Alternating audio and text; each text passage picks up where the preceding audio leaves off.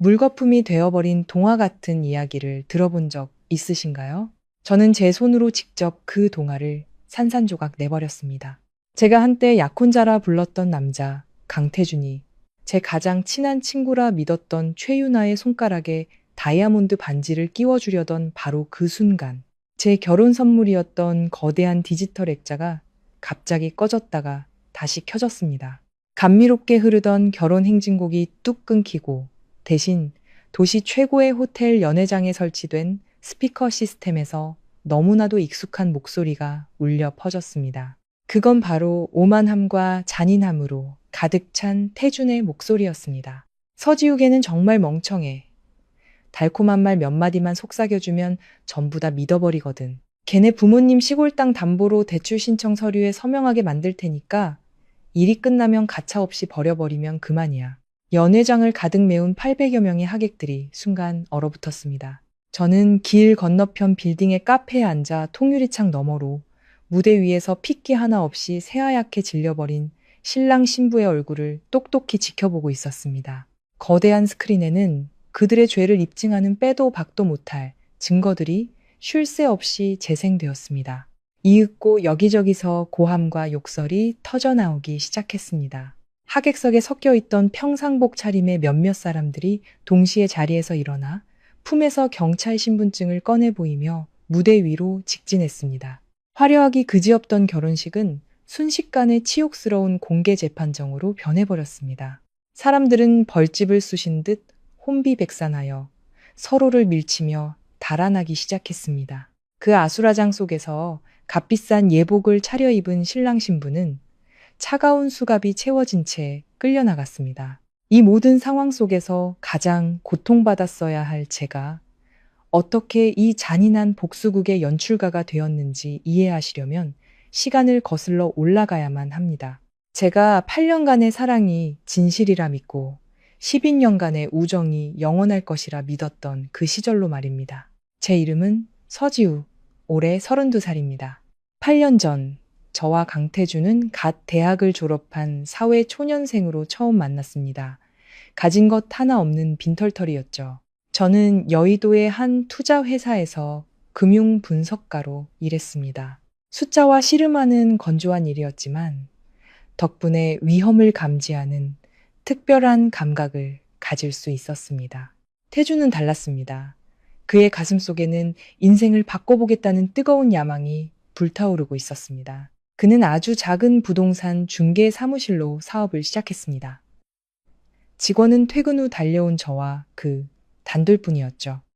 수많은 밤을 우리는 서류 더미 속에서 함께 지새웠습니다.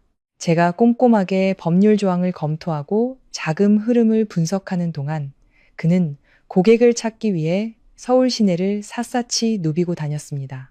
우리의 좁은 원룸은 언제나 환하게 불이 켜져 있었고 커피와 컵라면 냄새가 진동했지만 이상하게도 따뜻했습니다. 그는 종종 뒤에서 저를 끌어안고 제 머리카락에 얼굴을 묻으며 속삭였습니다. 지우야, 나중에 꼭 성공해서 너에게 세상에서 가장 멋진 결혼식과 가장 행복한 삶을 선물할게. 저는 그 맹세를 믿었습니다. 순진할 정도로 온 마음을 다해서 믿었습니다. 그리고 우리의 삶에 최유나가 나타났습니다. 유나는 제 대학 시절부터 가장 친한 친구였고 태어날 때부터 금수저를 물고 태어난 재벌가의 딸이었습니다. 제가 생계를 위해 치열하게 발버둥 칠 때 유나는 전화 한 통이면 최신 명품 가방을 가질 수 있었죠. 하지만 저는 단 한 번도 그녀를 질투한 적이 없습니다. 오히려 안쓰러워했습니다. 유나는 모든 것을 가졌지만 온전한 가정만은 갖지 못했기 때문입니다. 부모님은 이혼 후 각자의 삶을 살았고 유나는 물질적 풍요 속에서 정서적 공허함을 느끼며 자랐습니다. 그녀는 저에게 모든 것을 털어놓았고 저를 친언니처럼 따랐습니다. 제가 태준을 유나에게 소개했을 때 그녀는 환하게 웃으며 말했습니다. 지우야, 이 남자 절대 놓치면 안 돼.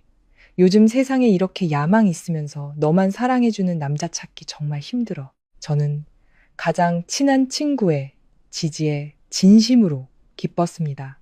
유나는 저희의 작은 사무실에 자주 들렀습니다. 간식을 사다 주기도 하고 그녀의 집안을 통해 유력한 고객들을 소개해 주기도 했습니다. 유나의 도움과 태준의 끊임없는 노력, 그리고 저의 신중한 계산이 더해지자 회사는 빠르게 성장하기 시작했습니다. 몇 년 후 태준의 회사는 더 이상 작은 사무실이 아니었습니다. 부동산 업계에서 꽤나 이름 있는 기업으로 성장했죠. 우리는 강남의 고급 아파트로 이사했고 멋진 외제차를 몰았으며 많은 이들이 꿈꾸는 삶을 살게 되었습니다.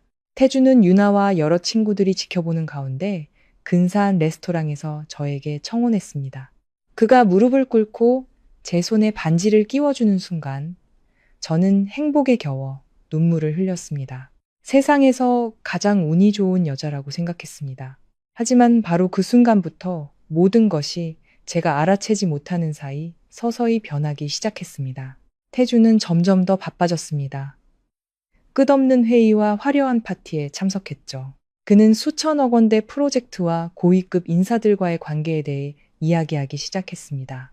과거 저희 집안이 보잘것없다며 저를 탐탁지 않게 여기던 그의 어머니 박 여사님은 이제 태도를 바꿔 제게 자주 전화를 걸어왔습니다. 목소리는 꿀처럼 달콤했지만 그 속에는 항상 날카로운 가시가 숨어 있었습니다. 지우야, 우리 태준이 이제 예전 같지 않단다. 너도 네 자신을 좀 가꿔야지. 사교계 활동도 좀 배우고 말이야. 언제까지 평범한 회사원으로 남아서 태준이 얼굴에 먹칠할 거니? 저는 그저 묵묵히 듣고만 있었습니다. 저는 시끄러운 장소를 싫어했습니다. 그저 평범하고 따뜻한 가정을 원했을 뿐입니다. 그리고 그때 이카루스 프로젝트가 등장했습니다. 그것은 거대한 친환경 신도시 개발 사업으로 태주는 이 프로젝트만 성공하면 자신은 부동산 업계에서 가장 영향력 있는 인물이 될 것이라고 말했습니다. 그는 야망으로 불타는 눈빛으로 제게 사업 계획서를 내밀었습니다. 이것 좀 봐, 지우야. 이건 천년에 한 번 올까 말까 한 기회야. 저는 설계도를 펼치고 서류를 한 장 한 장 넘겨보았습니다. 위험 분석 전문가로서의 제 직감이 심장이 불규칙하게 뛰고 있음을 경고했습니다. 숫자들은 비현실적일 정도로 완벽했고 수익에 대한 약속은 터무니없이 거창했습니다. 무엇보다 프로젝트의 자본 구조와 법적 근거가 의심스러울 정도로 불투명했습니다. 저는 그날 밤을 꼴딱 세웠습니다. 모든 정보를 교차 확인하고 모든 문서를 대조했습니다. 그리고 마침내 끔찍한 진실을 발견했습니다. 이카루스 프로젝트는 정교하게 기획된 사기극의 모든 징후를 보이고 있었습니다. 투자자들의 돈을 빨아들이기 위한 완벽한 덫이자 거액의 비자금을 세탁하기 위한 교묘한 통로일 가능성이 높았습니다. 다음 날 아침, 저는 태준의 맞은편에 앉아 최대한 침착하게 제가 분석한 내용을 설명하기 시작했습니다. 저는 사업의 허점과 그를 파멸, 심지어는 감옥으로 이끌 수 있는 위험 요소들을 조목조목 짚어주었습니다. 하지만 태주는 듣지 않았습니다. 그는 제 말을 가로막으며 얼굴을 굳혔습니다. 지우야, 넌 아무것도 몰라. 이건 거물들이 사업하는 방식이야. 넌 평생 안정적인 회사원 마인드에 갇혀 있으니 항상 두려워하는 거지. 날 못 믿는 거야? 저는 할 말을 잃었습니다. 이건 믿음의 문제가 아니었습니다. 이건 거짓말을 하지 않는 숫자들이 말해주는 진실의 문제였습니다. 우리의 논쟁은 점점 격해졌습니다. 바로 그때 박 여사님이 깎아놓은 과일 접시를 들고 들어왔습니다. 하지만 그녀의 눈빛은 칼날처럼 날카로웠습니다. 그녀는 과일 접시를 테이블에 내려놓으며 아무렇지 않다는 듯 말했습니다. 얘기 다 들었다. 지우야, 네가 태준이 걱정하는 마음은 알겠다만 넌 이쪽 일을 모르잖니. 때로는 과감하게 베팅해야 큰 돈을 버는 거란다. 네가 자꾸 그렇게 발목을 잡으면 애 앞길을 막는 거나 다름없어. 제가 이것은 무모한 도박이 아니라 자살행위라고 설명하려던 순간 유나에게서 태준에게 전화가 걸려왔습니다. 그는 스피커폰으로 통화를 받았습니다. 유나의 상냥한 목소리가 울려 퍼졌습니다. 태준 씨, 방금 아빠 통화하시는 거 엿들었는데 아빠 쪽 큰손 투자자들이 이카루스 프로젝트에 엄청난 관심을 보이고 있대요. 이 프로젝트를 잡는 사람은 말 그대로 하늘을 나는 거라고 하던데요. 미리 축하해요. 유나의 말은 마지막 남은 이성의 끈을 끊어버리는 한 방울의 물과 같았습니다. 제 분석이 틀렸고 하찮다는 것을 증명하는 냉혹한 선언이었죠.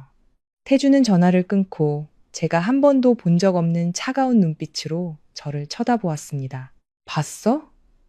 유나도 기회를 알아보는데 넌 어째서 넌 그냥 내가 이 자리에 머물러 있길 바라는 거지? 목이 꽉 메어왔습니다. 외로움과 무력감이 저를 덮쳤습니다. 제가 가장 사랑하는 사람과 가장 믿었던 친구를 포함한 온 세상이 저를 등지고 있는 것 같았습니다. 저는 그때 알지 못했습니다. 이것이 제 인생을 덮칠 거대한 폭풍의 서막에 불과했다는 것을. 유나의 그날 전화는 보이지 않는 망치와 같았습니다. 제 논리적인 주장을 산산조각 냈을 뿐만 아니라 이미 흔들리고 있던 제 자신감에 치명타를 날렸습니다. 태주는 더 이상 아무 말도 하지 않았습니다. 그는 프로젝트 서류를 값비싼 가죽 서류 가방에 쑤셔넣고는 그대로 돌아서 나가버렸습니다. 싸늘하게 식어버린 넓은 거실에 저 혼자 덩그러니 남겨졌습니다.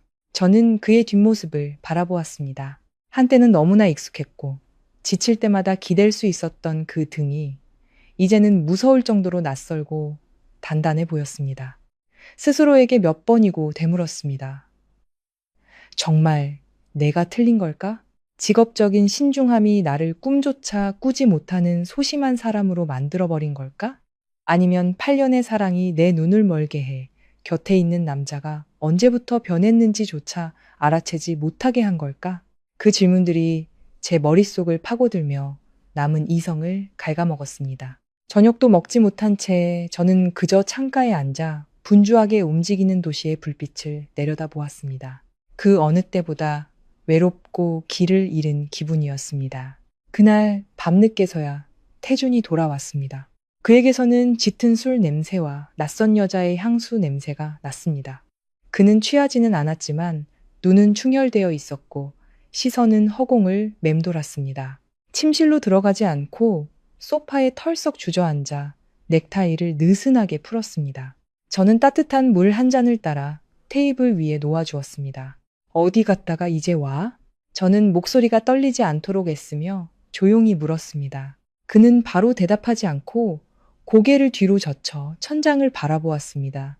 한참 후에야 쉬어버린 목소리로 말했습니다. 투자자들 만나고 왔어. 다들 이 프로젝트를 믿고 있어. 이게 미래래. 지우야. 저는 맞은편 의자에 앉으며 안전거리를 유지했습니다. 태준아, 난 당신의 미래를 막는 게 아니야. 그냥 당신이 안전하길 바랄 뿐이야. 숫자는 거짓말을 하지 않아. 그리고 내 눈에는 너무 많은 위험이 보여. 그가 웃었습니다.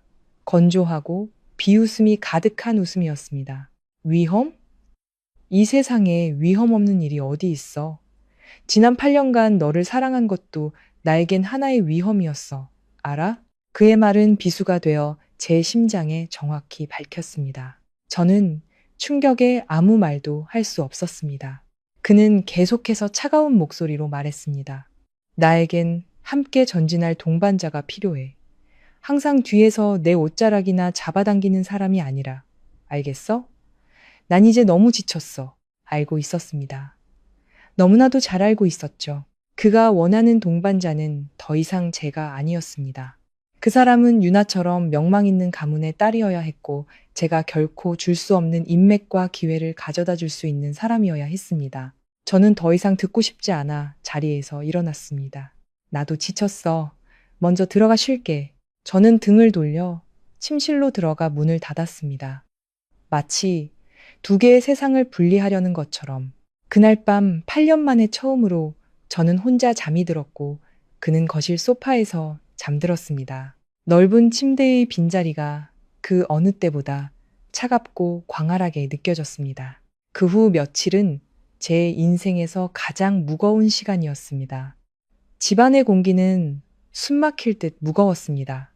우리는 한 집에 살았지만 완전히 남남이었습니다. 태주는 일찍 나가 늦게 들어왔고 우리의 대화는 단답형의 질문과 대답으로 끝났습니다. 유나는 여전히 제게 자주 전화를 걸어왔습니다. 아무 일도 없다는 듯이 달콤한 목소리로. 지우야, 무슨 일 있어? 요즘 안 좋아 보여. 태준 씨랑 문제라도 있는 거야? 나한테 털어놔봐. 저는 거의 무너질 뻔했습니다. 제 속마음을 그녀에게 모두 털어놓을 뻔했죠. 하지만 무언가 희미한 직감이 저를 막아세웠습니다. 저는 그저 일이 힘들어서 그렇다고 얼버무렸습니다. 유나는 전화기 너머로 한숨을 쉬었습니다. 넌 항상 일을 끌어안고 사는 게 문제야. 여자는 너무 강할 필요 없어. 남자들이 알아서 하게 둬야지. 나처럼 말이야. 우리 아빠가 다 알아서 해주시니 아무 걱정 없잖아. 그녀의 천진난만한 말이 그 순간만큼은 귀에 거슬렸습니다. 유나에게 아기가 없다는 것을 알았지만 우리의 다른 처지가 보이지 않는 깊은 골을 만들고 있었습니다. 그리고 박 여사님은 더욱 노골적으로 행동하기 시작했습니다. 그녀는 더 이상 돌려 말하지 않고 우리의 관계에 직접 개입했습니다. 저녁마다 저희 집에 찾아와서는 큰일을 하는 우리 아들, 몸보신 시켜야 한다며 값비싼 음식들을 가져왔습니다.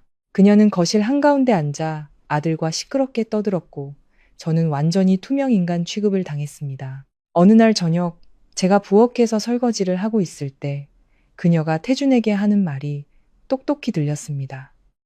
얘, 유나 좀 봐라. 예쁘고 똑똑한 데다 집안까지 좋잖아. 걔네 아버지가 뒤를 봐주면 네 이카루스 프로젝트는 정말 하늘 높이 날아오를 거다. 엄마가 진심으로 하는 말인데 아내는 자기 사업을 도와줄 사람을 만나야지 짐이 되는 사람을 만나면 안 되는 거야. 손에 들고 있던 접시를 놓쳤습니다. 접시는 타일 바닥 위에서 요란한 소리를 내며 산산조각 났습니다. 박 여사님과 태주는 입을 다물었습니다. 저는 급히 몸을 숙여 깨진 조각들을 주었습니다. 날카로운 파편이 손을 베었고 피가 배어 나왔습니다. 하지만 아프지 않았습니다. 피부의 상처는 심장을 찢는 고통에 비하면 아무것도 아니었으니까요. 태준이 부엌으로 들어왔습니다. 그는 제 상처를 보았지만 걱정하기는커녕 눈살을 찌푸렸습니다. 도대체 뭘 하길래 이렇게 칠칠 맞아? 정리 하나 제대로 못해? 그 순간 저는 모든 것이 정말로 끝났다는 것을 알았습니다. 8년의 사랑, 조용한 희생, 모든 것이 무참히 짓밟였습니다. 아무 말 없이 일어나 욕실로 들어가 상처를 씻었습니다. 차가운 물에 섞여 흐르는 붉은 피를 보며 제 마음도 차갑게 식어가는 것을 느꼈습니다. 울 만큼 울었고 아플 만큼 아팠습니다. 더 이상 그들이 제 인생을 망치게 둘 수는 없었습니다. 그날 밤 유나에게서 전화가 걸려왔습니다. 지우야, 시간 있어? 할 얘기가 있는데 그녀의 목소리는 꽤 심각하게 들렸습니다. 저는 익숙한 카페에서 그녀를 만나기로 했습니다. 유나가 도착했습니다. 아름다운 얼굴에 근심이 어려 있었습니다. 그녀는 제 손을 잡고 크고 동그란 눈으로 저를 미안한 듯이 바라보았습니다. 지우야, 미안해. 정말 말하기 힘든 이야기지만 너를 더 이상 속일 수는 없어. 저는 숨을 참았습니다. 무슨 일인데, 유나야? 유나는 마치 모든 용기를 끌어모으는 듯 깊은 숨을 내쉬었습니다. 어제 태준 씨가 날 찾아왔어. 그 사람이 더 이상 너를 사랑하지 않는데 자기가 사랑하는 사람은 나라고 했어. 귀가 먹먹해지고 세상이 빙빙 도는 것 같았습니다. 유나는 황급히 죄책감 가득한 목소리로 말을 이었습니다. 내가 그 사람을 막 야단쳤어. 어떻게 너한테 그럴 수 있냐고. 정말 나쁜 사람이라고. 하지만 그는 너무 지쳤다고 하더라. 네가 자기를 이해하지 못한다고. 지우야, 나 정말 어떻게 해야 할지 모르겠어. 너에게 상처 주고 싶지 않은데 내 마음을 속일 수도 없어. 저는 그 자리에 얼어붙은 채 앉아 있었습니다. 제가 가장 믿었던 친구, 친자매처럼 여겼던 사람이 제 약혼자를 사랑한다고 말하고 있었습니다. 그들의 연기는 너무나도 완벽했습니다. 그들은 저를 방해물로, 잘못한 사람으로 만들었고 자신들은 사랑의 희생자, 운명을 거스를 수 없는 불쌍한 사람들로 둔갑했습니다. 저는 유나를 바라보았습니다. 그녀의 뺨을 타고 흐르는 눈물을 보았습니다. 투명하고 가증스러운 눈물이었습니다. 소리치지도 욕하지도 않았습니다. 그저 마음속에서 무한한 경멸감이 차오를 뿐이었습니다. 이제 제게는 친구도 연인도 없다는 것을 알았습니다. 이 싸움에서 저는 혼자였습니다. 하지만 저는 알지 못했습니다. 진짜 싸움은 아직 시작되지도 않았다는 것을. 그리고 그들이 제게 하려는 짓은 이보다 100배는 더 잔인했다는 것을. 가장 사랑하는 사람과 가장 믿었던 친구에게 동시에 등을 찔리는 기분. 그것은 피가 철철 흐르는 상처라기보다는 서서히 모든 감각을 마비시키는 독약과 같았습니다. 소리 내어 울 수도 없고 그저 말없는 고통 속에서 죽어갈 뿐이었습니다.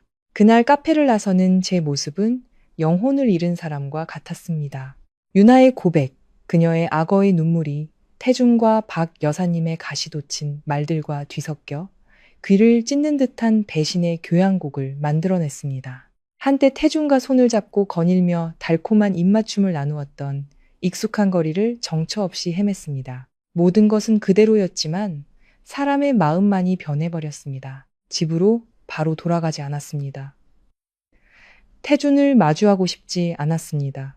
한때 그토록 친숙했던 얼굴이 이제는 낯설고 두렵게 느껴졌습니다.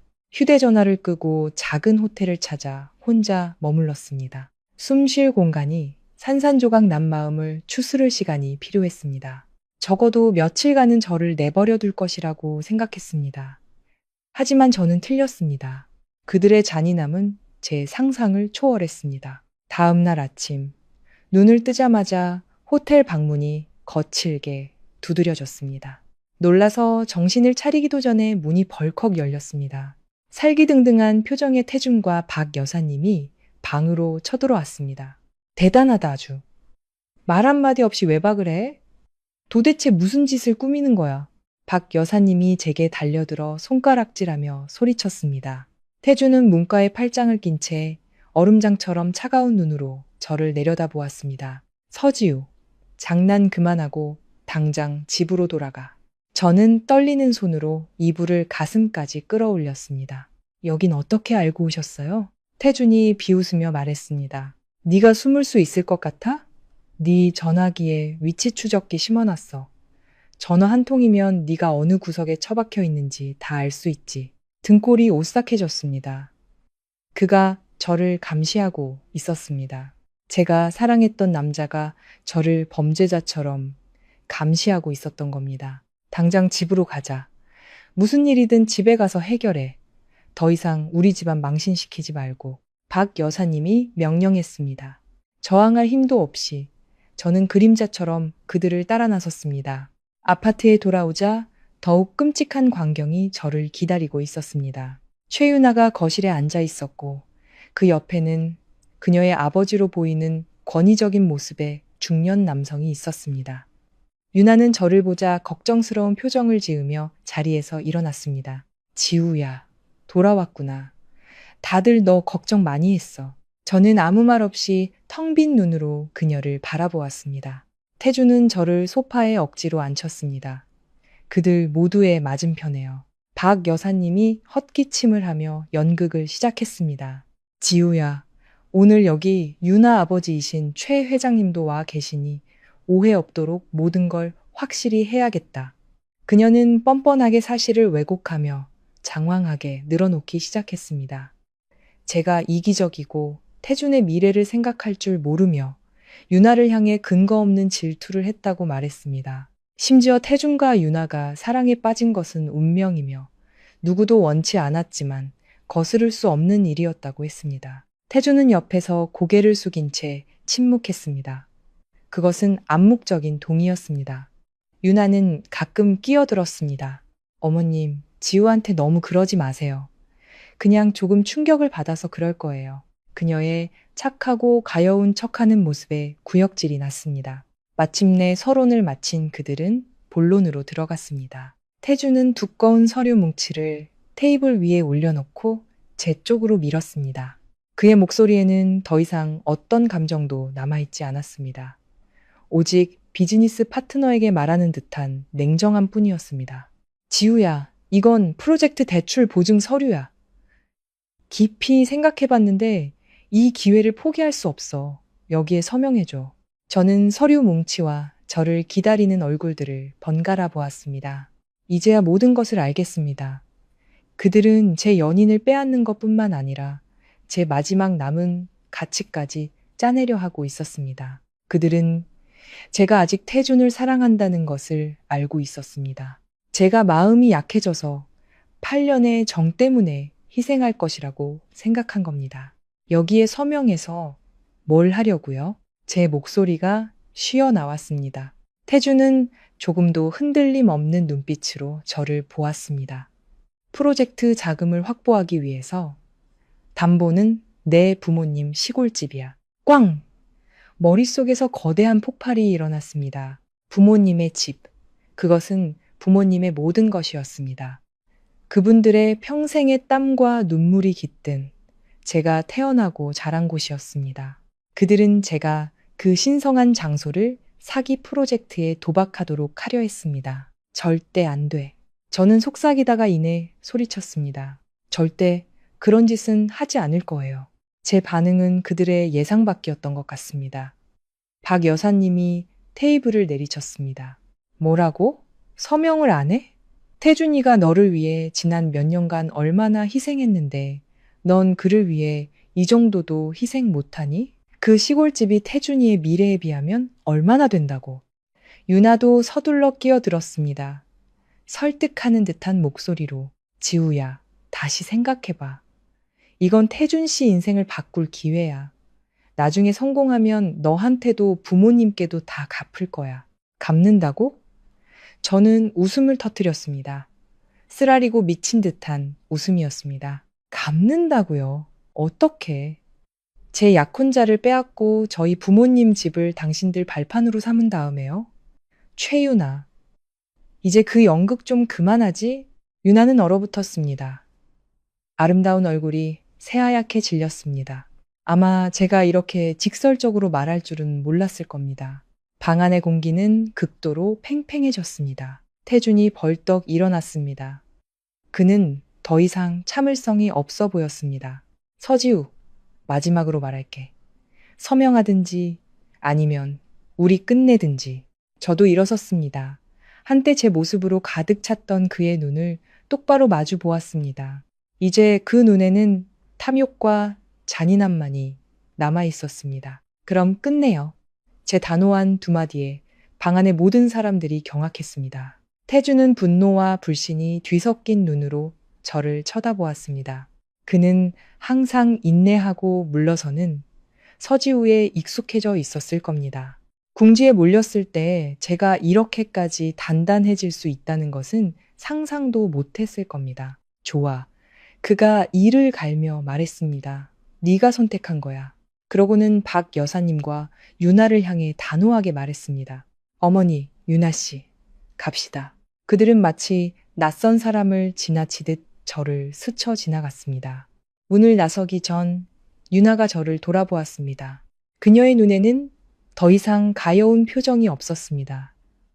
감출 수 없는 희열이 가득했습니다. 문이 쾅 닫히고 넓은 공간에 저 혼자 남았습니다. 저는 바닥에 주저앉았습니다. 그제야 눈물이 툭 터진 듯 쏟아져 나왔습니다. 태준을 잃은 슬픔 때문이 아니었습니다. 제 8년의 청춘을 위해, 짓밟힌 믿음을 위해, 그리고 가치 없는 사람을 사랑했던 제 어리석음을 위해 울었습니다. 연인, 친구, 그리고 제가 애써 가꾸었던 보금자리까지 모든 것을 잃었습니다. 하지만 그들은 틀렸습니다. 그들은 저를 자신들의 길에서 치워버리기만 하면 모든 것이 잘 될 것이라고 생각했습니다. 그들은 몰랐습니다. 지렁이도 밟으면 꿈틀한다는 것을. 이 극심한 배신은 저를 무너뜨리지 못했습니다. 오히려 저를 더 강하게 만들었습니다. 그리고 불과 일주일 후 제가 아직 잿더미 속에서 겨우 일어서려 애쓰고 있을 때 소셜미디어가 폭발했습니다.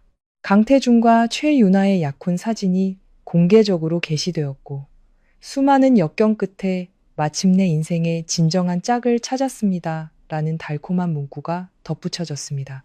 댓글창에는 박 여사님이 가장 먼저 축하 메시지를 남겼습니다. 두 사람의 백년해로를 축복한다. 드디어 내가 꿈에 그리던 며느리를 얻었구나. 온 세상이 제 고통 위에서 축제를 벌이는 것 같았습니다. 하지만 그들은 몰랐습니다. 바로 이 공개적인 행동이 제가 복수 계획을 시작할 완벽한 명분을 주었다는 것을. 거대한 충격 후의 붕괴는 즉시 일어나지 않습니다. 마치 시한폭탄이 설치된 건물과 같습니다. 겉보기에는 멀쩡하게 서 있는 것처럼 보이지만 내부의 모든 구조와 기둥은 이미 은밀하게 파괴되어 있습니다. 정확한 시간이 되면 산산조각 나기를 기다릴 뿐이죠. 그 후에 제 모습이 바로 그러했습니다. 겉으로는 여전히 출근하고 일을 처리하고 동료들과 인사했습니다. 하지만 제 안은 폐허였습니다. 행복해 보이는 태준과 유나의 모습, 가식적인 축하의 말들, 동정적이거나 호기심, 어린 시선들이 끊임없이 제 심장을 찔러댔습니다. 저는 우리가 함께 살았던 고급 아파트에서 나왔습니다. 달콤한 추억으로 가득했던 그곳은 이제 씁쓸함만 남았습니다. 침대 하나와 책상 하나를 겨우 놓을 수 있는 작고 허름한 원룸을 구했습니다. 모든 것으로부터 도망치고 싶었고 아무도 마주치지 않는 껍데기 속에 숨고 싶었습니다. 악몽은 소셜미디어에서 끝나지 않았습니다. 태준과 유나는 박 여사님의 지원을 받아 저를 비방하는 추악한 언론 플레이를 시작했습니다. 그들은 제 이름을 직접 언급하지는 않았지만 익명의 작가를 고용해 재능 있는 젊은 CEO와 부유한 집안의 아가씨에 대한 감동적인 이야기를 퍼뜨렸습니다. 그 이야기는 젊은 CEO에게 오랜 연인이 있었지만 그녀는 그와 뜻이 맞지 않았고 항상 그의 성공을 질투하고 방해했다고 말했습니다. 그러던 중 그는 진정한 사랑을 만났고 그녀는 아름다울 뿐만 아니라 그의 제국 건설을 함께할 소울메이트였다고 묘사했습니다. 이야기는 교묘하게 쓰여 저를 이기적인 악역으로 만들었고 그들은 역경을 극복하고 사랑을 이룬 로맨스 소설의 주인공이 되었습니다. 그 글은 순식간에 퍼져나갔고 여론은 언제나 그렇듯 힘있고 돈 있는 자의 편에 섰습니다. 질투심에 눈먼 여자, 남편 간수 못한 자기 탓이나 해. 저 둘은 하늘이 맺어준 인연인데 네가 뭔데 끼어들어? 저는 익명의 비난 메시지와 스토킹 전화를 받았습니다. 모든 소셜미디어 계정을 닫고 전화번호를 바꿨지만 그 독한 말들은 동료들의 수군거림과 등 뒤의 시선을 통해 제 삶에 파고들었습니다. 어떤 밤에는 그저 베개를 끌어안고 혼자 울었습니다. 온 세상이 저를 등진 것 같았습니다. 제가 뭘 잘못했을까? 한 사람을 온 마음 다해 사랑한 것이 잘못일까? 가장 친한 친구를 믿은 것이 잘못일까? 아니면 그들의 야망의 발판이 되어줄 만큼 부유하거나 강력하지 못했던 것이 내 잘못일까? 저는 체중이 줄고 불면증에 시달리기 시작했습니다. 태준과 유나에 대한 악몽이 매일 밤 저를 괴롭혔습니다. 의사는 제가 경미한 우울증을 앓고 있으며 휴식과 심리 치료가 필요하다고 말했습니다. 하지만 저는 알고 있었습니다. 저에게 가장 좋은 약은 안정제가 아니라 정이라는 것을.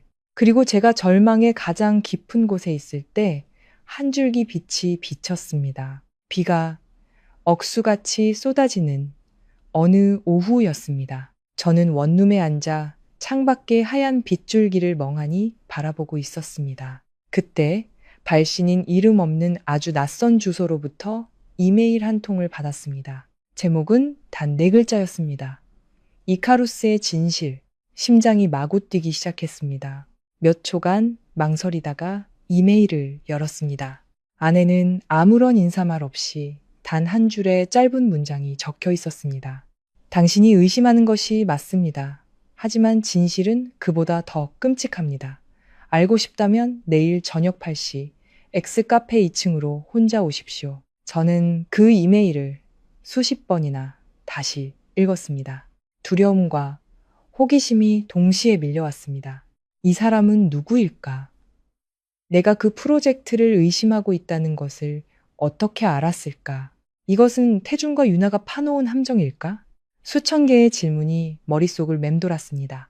그냥 무시하고 이메일을 삭제한 채 제 껍데기 속에서 계속 살까도 생각했습니다. 하지만 무언가 저를 재촉했습니다. 내면 깊은 곳의 목소리가 이것이 진실을 밝히고 상황을 역전시킬 유일한 기회일 수 있다고 속삭였습니다. 이미 모든 것을 잃었는데 더 잃을 게 뭐가 있겠는가. 다음 날 저녁, 저는 약속 장소로 갔습니다. 카페는 꽤 한적한 작은 골목에 있었습니다. 저는 2층 구석, 공간 전체를 관찰할 수 있는 자리를 골랐습니다. 시계가 8시를 향해 갈수록 심장이 빠르게 뛰었습니다. 누구를 무엇을 마주하게 될지 알 수 없었습니다. 정확히 8시, 한 남자가 계단을 올라왔습니다. 그는 50대 정도로 보였고 고생한 흔적이 역력한 얼굴에 평범한 옷차림이었습니다. 얼굴이 낯익었지만 어디서 봤는지 기억나지 않았습니다. 그는 주위를 둘러보더니 제 테이블로 똑바로 걸어왔습니다. 서지우 씨, 제가 이메일을 보낸 사람입니다.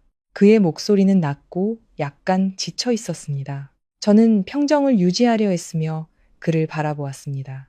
누구시죠? 왜 저에게 연락하셨나요? 남자는 의자를 끌어당겨 앉았습니다. 그는 음료를 주문하지 않고 저를 똑바로 쳐다보았습니다. 제 이름은 김성철입니다. 강태준 대표의 회사에서 회계부장으로 일했었죠. 저는 깜짝 놀랐습니다. 태준의 회계부장이 왜 저를? 놀라지 마십시오. 김 부장이 씁쓸한 목소리로 말을 이었습니다. 제가 지우 씨를 찾아온 이유는 지우 씨만이 그놈의 진짜 얼굴을 밝혀낼 이유가 있고 또 그럴 능력이 있는 유일한 사람이기 때문입니다. 그가 이야기를 시작했습니다. 그의 이야기는 제가 상상조차 할 수 없었던 어두운 비밀의 장막을 열어젖혔습니다. 김 부장은 이카루스 프로젝트가 단순한 사기 프로젝트가 아니라 해외에서 들어온 거대한 비자금을 세탁하기 위한 정교한 음모라고 말했습니다. 강태준은 그저 얼굴 마담, 꼭두각시에 불과했습니다. 뒤에서 모든 것을 조종하는 사람은 바로 최윤아의 아버지, 최 회장이었습니다. 그는 모든 흔적을 덮을 수 있는 충분한 힘을 가진 어둠의 세계의 거물이었습니다. 태준과 윤아의 결혼은 사실상 경제적 계약이었습니다.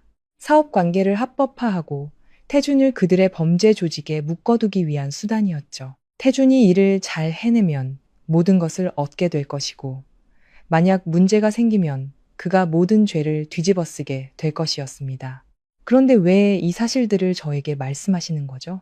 저는 여전히 떨리는 목소리로 물었습니다. 김 부장은 창밖을 바라보았습니다. 그의 눈빛은 아득했습니다. 그놈에게 갚아야 할 빚이 있기 때문입니다. 몇 년 전 제가 작은 회사를 운영하고 있을 때 당시에는 풋내기 부동산 중개인이었던 강태준이 비열한 수법으로 저를 속여 회사를 파산시키고 제 가정을 풍비박산냈습니다.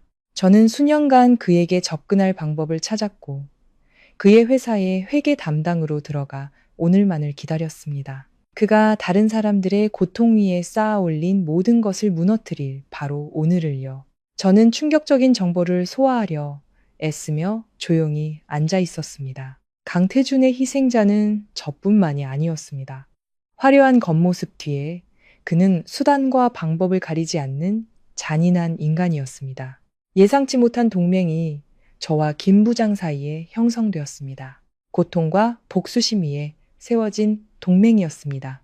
김 부장은 결심에 찬 눈빛으로 저를 보았습니다. 지우 씨, 많은 상처를 받았다는 것 압니다.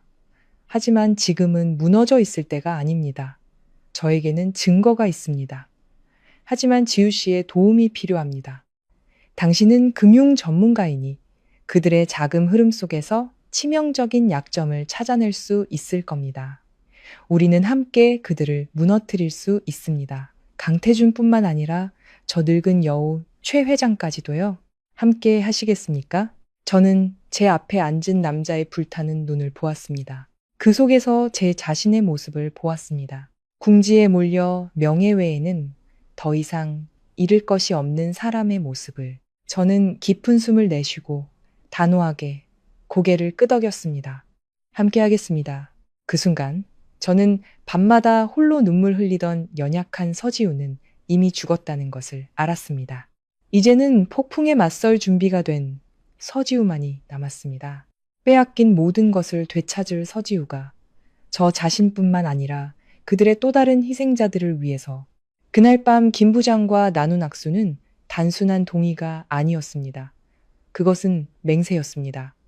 어두운 날들의 연속 끝에 처음으로 새로운 생명력과 싸워야 할 분명한 목표를 느꼈습니다.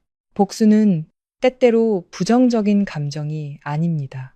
그것은 넘어진 자리에서 사람을 일으켜 세우는 가장 강력한 동기가 될 수 있습니다. 우리는 시간을 낭비하지 않았습니다. 바로 다음 날부터 저와 김 부장은 치밀한 계획을 세우기 시작했습니다. 역할은 명확하게 분담되었습니다. 내부자인 김 부장은 비밀 문서, 거래 내역서, 계약서 및 기타 내부 정보를 빼내는 책임을 맡았습니다. 금융 및 위험 분석 전문 지식을 가진 저는 그 흩어진 조각들을 꿰맞춰 검은 돈의 흐름을 파악하고 그들의 범죄 네트워크 지도를 그리는 역할을 맡았습니다. 우리는 암호화된 이메일로 소통했고 아무도 예상하지 못하는 장소에서 만났습니다. 교회의 허름한 식당, 한적한 공원 벤치, 심지어는 시내버스 안에서 만나기도 했습니다. 만날 때마다 김 부장은 건조한 데이터로 가득 찬 USB를 제게 건넸습니다. 대차 대조표, 현금 흐름표, 위탁 투자 계약서. 보통 사람에게는 이것들이 영혼 없는 숫자에 불과하겠지만 제게는 그것들이 부인할 수 없는 범죄의 흔적이었습니다. 저는 불나방처럼 일에 뛰어들었습니다. 회사에는 개인적인 사정을 해결할 시간이 필요하다는 거짓말을 하고 휴가를 냈습니다. 밤낮으로 작은 원룸에 틀어박혀 그곳을 진짜 수사본부로 만들었습니다. 제 앞의 벽은 메모지와 손으로 그린 도표로 가득 찼습니다. 유령 회사, 해외 은행 계좌, 낯선 이름들이 서로 연결되어 있었습니다. 분석을 깊이 파고들수록 그들의 수법이 얼마나 정교하고 잔인한지에 경악했습니다. 이카루스 프로젝트는 제 예상대로 껍데기에 불과했습니다. 자금은 조세 피난처에 설립된 수많은 유령 회사를 통해 프로젝트에 투입되었습니다. 그 후 태중과 최 회장이 직접 통제하는 자회사들과 허위 건설, 컨설팅, 설계 계약을 체결하는 방식으로 합법화되었습니다. 돈은 여러 번의 순환을 거쳐 원래의 흔적을 지우고 최종적으로 그들의 개인 주머니로 흘러 들어갔습니다. 태주는 단순한 꼭두각시가 아니었습니다. 그는 이 네트워크의 중요한 연결고리였고 야망에 가득 찬 무자비한 집행자였습니다. 그는 제가 한때 존경했던 바로 그 비즈니스 기술을 범죄에 사용하고 있었습니다. 조사 과정에서 저는 배신당한 것보다 더 고통스러운 진실을 발견했습니다. 어느 날 저녁, 태준의 회사 초창기에 투자했던 개인 투자자 명단을 대조하던 중이었습니다. 저는 두 개의 익숙한 이름을 보고 그 자리에서 얼어붙었습니다. 바로 제 아버지와 어머니의 이름이었습니다. 저는 떨리는 손으로 고향집에 전화를 걸어 부모님의 투자에 대해 넌지시 물었습니다. 어머니는 잠시 머뭇거리시다가 모든 것을 털어놓으셨습니다. 어머니는 약 3년 전 태준의 회사가 확장을 위해 자금이 필요했을 때 그가 고향집으로 찾아와 온갖 선물과 달콤한 말들을 늘어놓았다고 하셨습니다. 그는 밝은 미래를 그려주며 높고 안전한 수익률을 약속했습니다. 부모님은 재능 있는 미래의 사위를 전적으로 신뢰했고 평생 모아오신 적지 않은 액수의 노후 자금을 모두 그에게 주셨습니다. 그는 심지어 지분 투자 계약서까지 꼼꼼하게 작성했지만 노부부가 알아챌 수 없는 불리한 조항들을 교묘하게 숨겨놓았습니다. 저는 전화를 끊었습니다. 손발에 힘이 풀려 바닥에 주저앉았습니다. 눈물이 하염없이 흘렀습니다. 결국 그의 초창기 화려함, 고급 외제차, 비싼 아파트, 명품 선물들의 일부는 저희 부모님의 피땀 어린 돈으로 만들어진 것이었습니다. 그는 제 가족 전체를 속였고 노인들의 신뢰를 자신의 부를 쌓는 도구로 이용했습니다. 제 아내 고통은 더 이상 사랑을 배신당한 여자의 것이 아니었습니다. 자신의 부모가 사기당한 것을 본 자식의 분노였습니다. 제 아내 증오는 그 어느 때보다 격렬하게 불타올랐습니다. 저는 마음속으로 맹세했습니다. 그가 저에게 한 짓에 대한 대가를 치르게 할 뿐만 아니라 저희 부모님에게서 사기친 돈 한 푼까지 모두 갚게 만들 것이라고 다음 만남에서 이 이야기를 김 부장에게 했습니다. 김 부장은 오랫동안 침묵하다가 제 어깨를 가볍게 두드렸습니다. 아가씨, 그 기분 이해합니다. 인간의 탐욕은 끝이 없죠. 하지만 증오심에 눈이 멀어서는 안 됩니다. 우리는 더욱 침착하고 더욱 신중해야 합니다. 김 부장의 조언은 저를 진정시키는데 도움이 되었습니다. 성급하게 행동해서는 안 된다는 것을, 작은 실수 하나가 모든 것을 망칠 수 있다는 것을 알았습니다.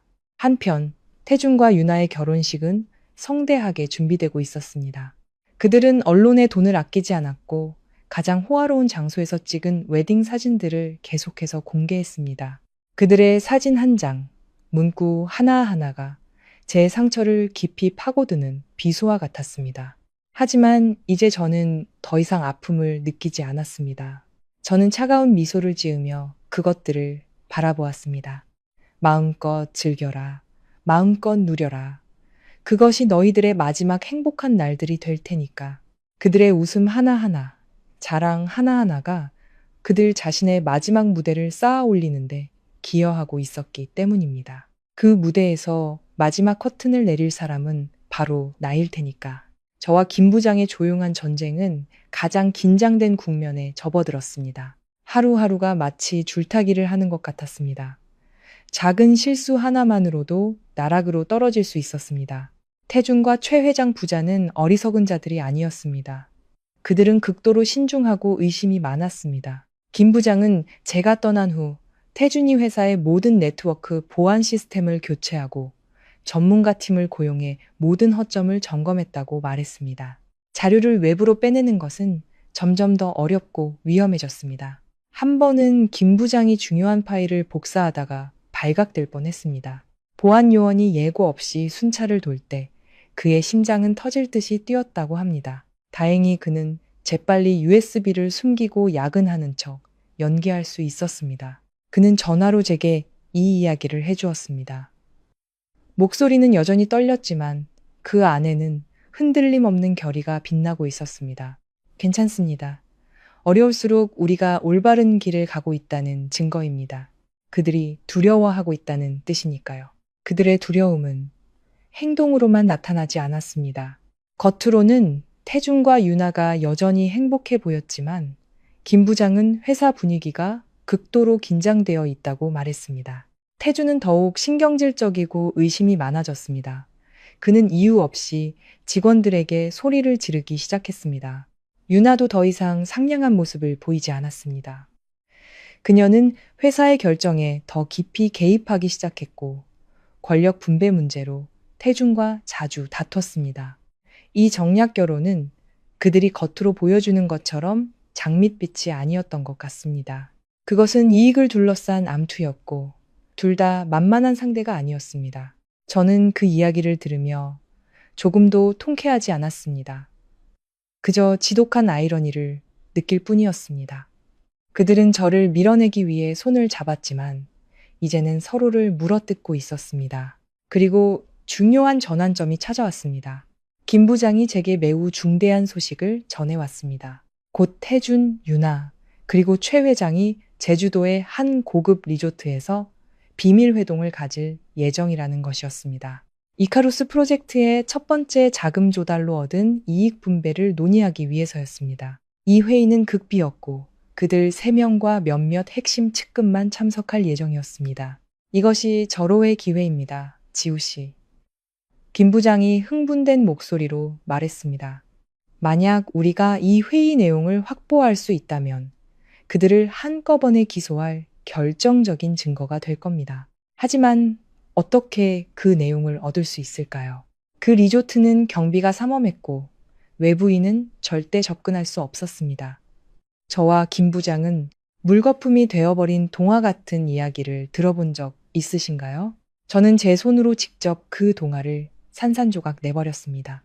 제가 한때 약혼자라 불렀던 남자 강태준이 제 가장 친한 친구라 믿었던 최유나의 손가락에 다이아몬드 반지를 끼워주려던 바로 그 순간 제 결혼 선물이었던 거대한 디지털 액자가 갑자기 꺼졌다가 다시 켜졌습니다.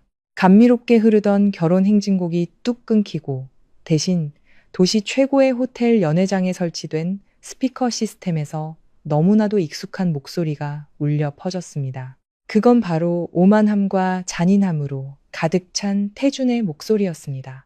서지욱에는 정말 멍청해.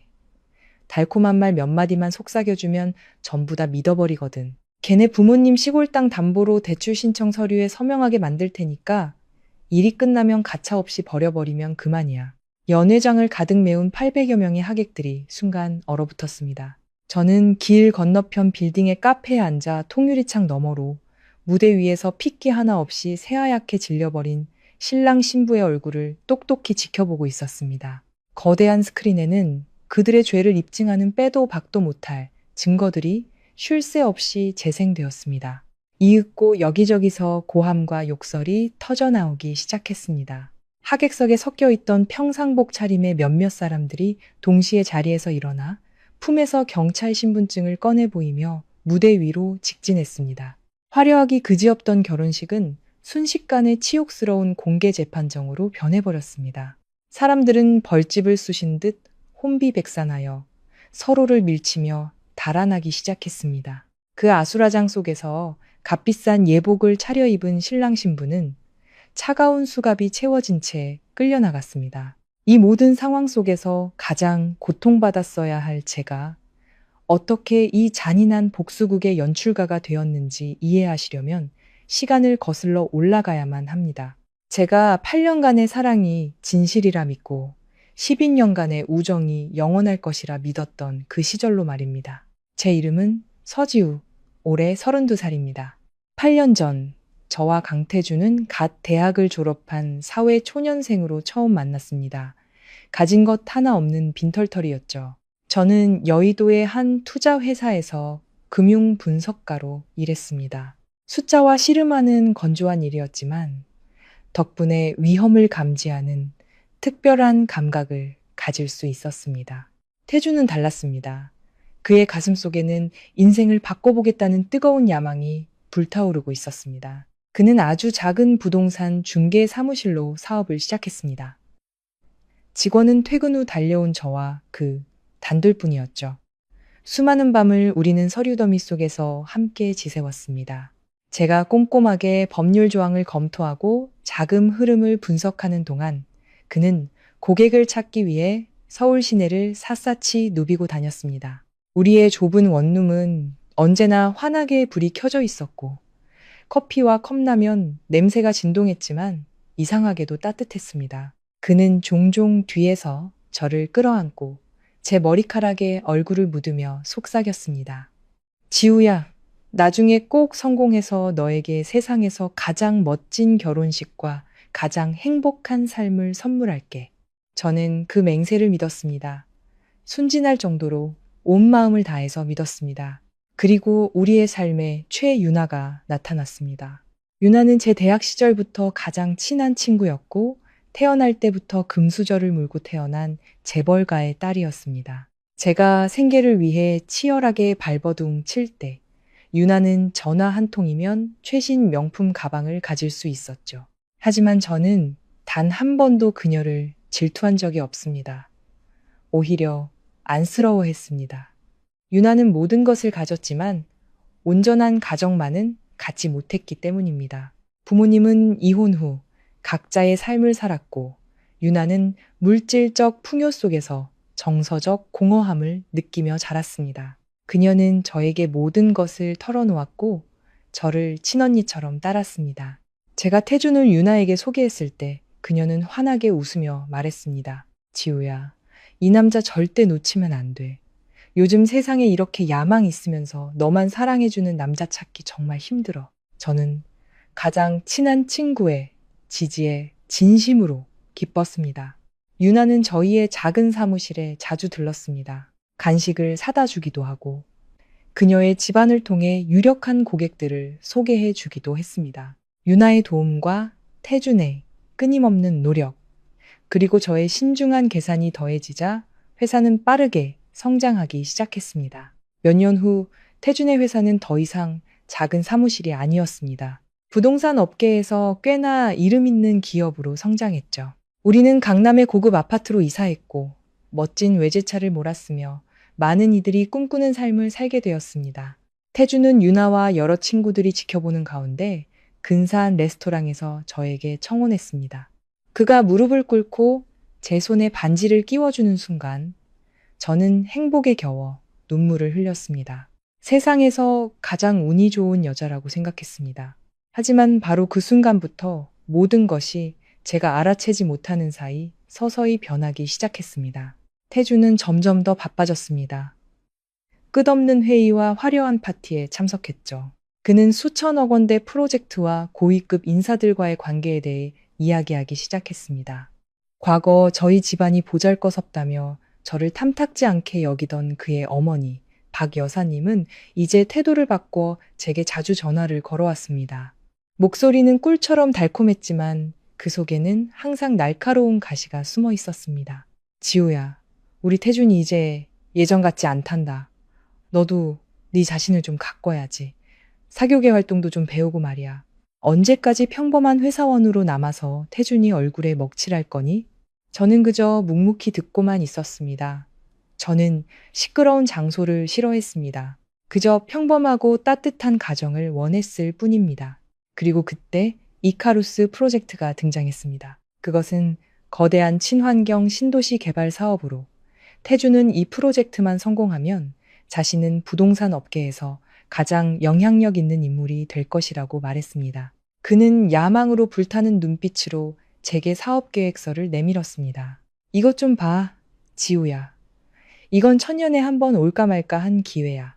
저는 설계도를 펼치고 서류를 한 장 한 장 넘겨보았습니다. 위험 분석 전문가로서의 제 직감이 심장이 불규칙하게 뛰고 있음을 경고했습니다. 숫자들은 비현실적일 정도로 완벽했고 수익에 대한 약속은 터무니없이 거창했습니다. 무엇보다 프로젝트의 자본 구조와 법적 근거가 의심스러울 정도로 불투명했습니다. 저는 그날 밤을 꼴딱 세웠습니다. 모든 정보를 교차 확인하고 모든 문서를 대조했습니다. 그리고 마침내 끔찍한 진실을 발견했습니다. 이카루스 프로젝트는 정교하게 기획된 사기극의 모든 징후를 보이고 있었습니다. 투자자들의 돈을 빨아들이기 위한 완벽한 덫이자 거액의 비자금을 세탁하기 위한 교묘한 통로일 가능성이 높았습니다.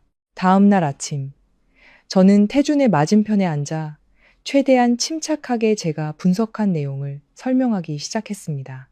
저는 사업의 허점과 그를 파멸, 심지어는 감옥으로 이끌 수 있는 위험 요소들을 조목조목 짚어주었습니다. 하지만 태준은 듣지 않았습니다. 그는 제 말을 가로막으며 얼굴을 굳혔습니다. 지우야, 넌 아무것도 몰라. 이건 거물들이 사업하는 방식이야. 넌 평생 안정적인 회사원 마인드에 갇혀 있으니 항상 두려워하는 거지. 날 못 믿는 거야? 저는 할 말을 잃었습니다. 이건 믿음의 문제가 아니었습니다.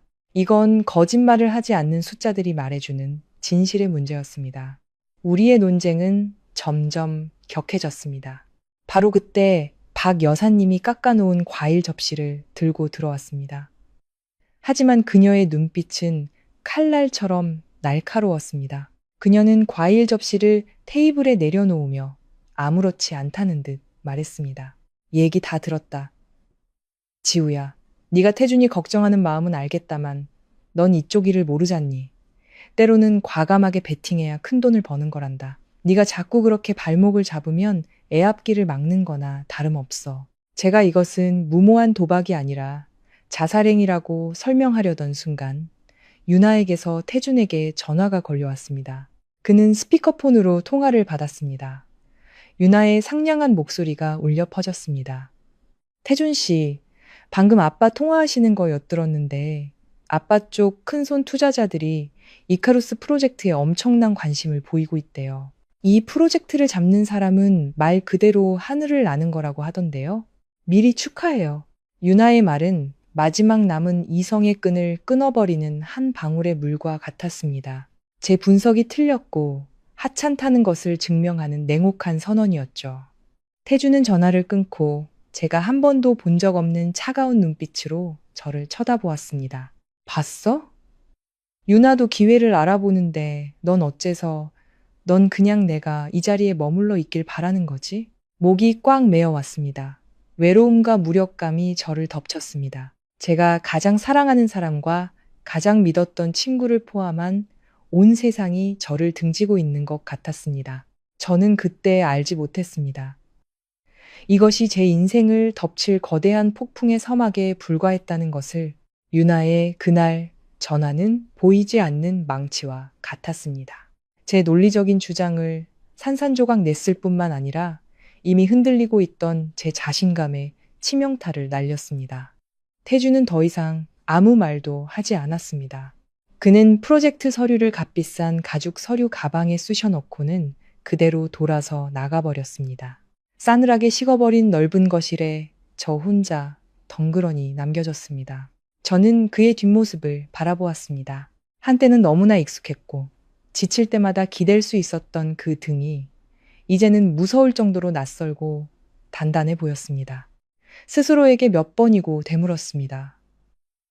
정말 내가 틀린 걸까? 직업적인 신중함이 나를 꿈조차 꾸지 못하는 소심한 사람으로 만들어버린 걸까? 아니면 8년의 사랑이 내 눈을 멀게 해 곁에 있는 남자가 언제부터 변했는지조차 알아채지 못하게 한 걸까? 그 질문들이 제 머릿속을 파고들며 남은 이성을 갉아먹었습니다. 저녁도 먹지 못한 채 저는 그저 창가에 앉아 분주하게 움직이는 도시의 불빛을 내려다보았습니다. 그 어느 때보다 외롭고 길을 잃은 기분이었습니다. 그날 밤늦게서야 태준이 돌아왔습니다. 그에게서는 짙은 술 냄새와 낯선 여자의 향수 냄새가 났습니다. 그는 취하지는 않았지만 눈은 충혈되어 있었고 시선은 허공을 맴돌았습니다. 침실로 들어가지 않고 소파에 털썩 주저앉아 넥타이를 느슨하게 풀었습니다. 저는 따뜻한 물 한 잔을 따라 테이블 위에 놓아주었습니다. 어디 갔다가 이제 와? 저는 목소리가 떨리지 않도록 애쓰며 조용히 물었습니다. 그는 바로 대답하지 않고 고개를 뒤로 젖혀 천장을 바라보았습니다. 한참 후에야 쉬어버린 목소리로 말했습니다. 투자자들 만나고 왔어. 다들 이 프로젝트를 믿고 있어. 이게 미래래. 지우야. 저는 맞은편 의자에 앉으며 안전거리를 유지했습니다. 태준아, 난 당신의 미래를 막는 게 아니야. 그냥 당신이 안전하길 바랄 뿐이야. 숫자는 거짓말을 하지 않아. 그리고 내 눈에는 너무 많은 위험이 보여. 그가 웃었습니다. 건조하고 비웃음이 가득한 웃음이었습니다. 위험? 이 세상에 위험 없는 일이 어디 있어. 지난 8년간 너를 사랑한 것도 나에겐 하나의 위험이었어. 알아? 그의 말은 비수가 되어 제 심장에 정확히 밝혔습니다. 저는 충격에 아무 말도 할 수 없었습니다. 그는 계속해서 차가운 목소리로 말했습니다. 나에겐 함께 전진할 동반자가 필요해. 항상 뒤에서 내 옷자락이나 잡아당기는 사람이 아니라. 알겠어? 난 이제 너무 지쳤어. 알고 있었습니다. 너무나도 잘 알고 있었죠. 그가 원하는 동반자는 더 이상 제가 아니었습니다. 그 사람은 유나처럼 명망 있는 가문의 딸이어야 했고 제가 결코 줄 수 없는 인맥과 기회를 가져다 줄 수 있는 사람이어야 했습니다. 저는 더 이상 듣고 싶지 않아 자리에서 일어났습니다. 나도 지쳤어. 먼저 들어가 쉴게. 저는 등을 돌려 침실로 들어가 문을 닫았습니다. 마치 두 개의 세상을 분리하려는 것처럼 그날 밤 8년 만에 처음으로 저는 혼자 잠이 들었고 그는 거실 소파에서 잠들었습니다. 넓은 침대의 빈자리가 그 어느 때보다 차갑고 광활하게 느껴졌습니다. 그 후 며칠은 제 인생에서 가장 무거운 시간이었습니다. 집안의 공기는 숨 막힐 듯 무거웠습니다. 우리는 한 집에 살았지만 완전히 남남이었습니다. 태주는 일찍 나가 늦게 들어왔고 우리의 대화는 단답형의 질문과 대답으로 끝났습니다. 유나는 여전히 제게 자주 전화를 걸어왔습니다. 아무 일도 없다는 듯이 달콤한 목소리로. 지우야, 무슨 일 있어? 요즘 안 좋아 보여. 태준 씨랑 문제라도 있는 거야? 나한테 털어놔봐. 저는 거의 무너질 뻔했습니다. 제 속마음을 그녀에게 모두 털어놓을 뻔했죠. 하지만 무언가 희미한 직감이 저를 막아세웠습니다. 저는 그저 일이 힘들어서 그렇다고 얼버무렸습니다. 유나는 전화기 너머로 한숨을 쉬었습니다. 넌 항상 일을 끌어안고 사는 게 문제야. 여자는 너무 강할 필요 없어. 남자들이 알아서 하게 둬야지. 나처럼 말이야. 우리 아빠가 다 알아서 해주시니 아무 걱정 없잖아. 그녀의 천진난만한 말이 그 순간만큼은 귀에 거슬렸습니다. 유나에게 아기가 없다는 것을 알았지만 우리의 다른 처지가 보이지 않는 깊은 골을 만들고 있었습니다. 그리고 박 여사님은 더욱 노골적으로 행동하기 시작했습니다. 그녀는 더 이상 돌려 말하지 않고 우리의 관계에 직접 개입했습니다. 저녁마다 저희 집에 찾아와서는 큰일을 하는 우리 아들, 몸보신 시켜야 한다며 값비싼 음식들을 가져왔습니다. 그녀는 거실 한가운데 앉아 아들과 시끄럽게 떠들었고 저는 완전히 투명 인간 취급을 당했습니다. 어느 날 저녁 제가 부엌에서 설거지를 하고 있을 때 그녀가 태준에게 하는 말이 똑똑히 들렸습니다. 얘, 유나 좀 봐라. 예쁘고 똑똑한 데다 집안까지 좋잖아. 걔네 아버지가 뒤를 봐주면 네 이카루스 프로젝트는 정말 하늘 높이 날아오를 거다.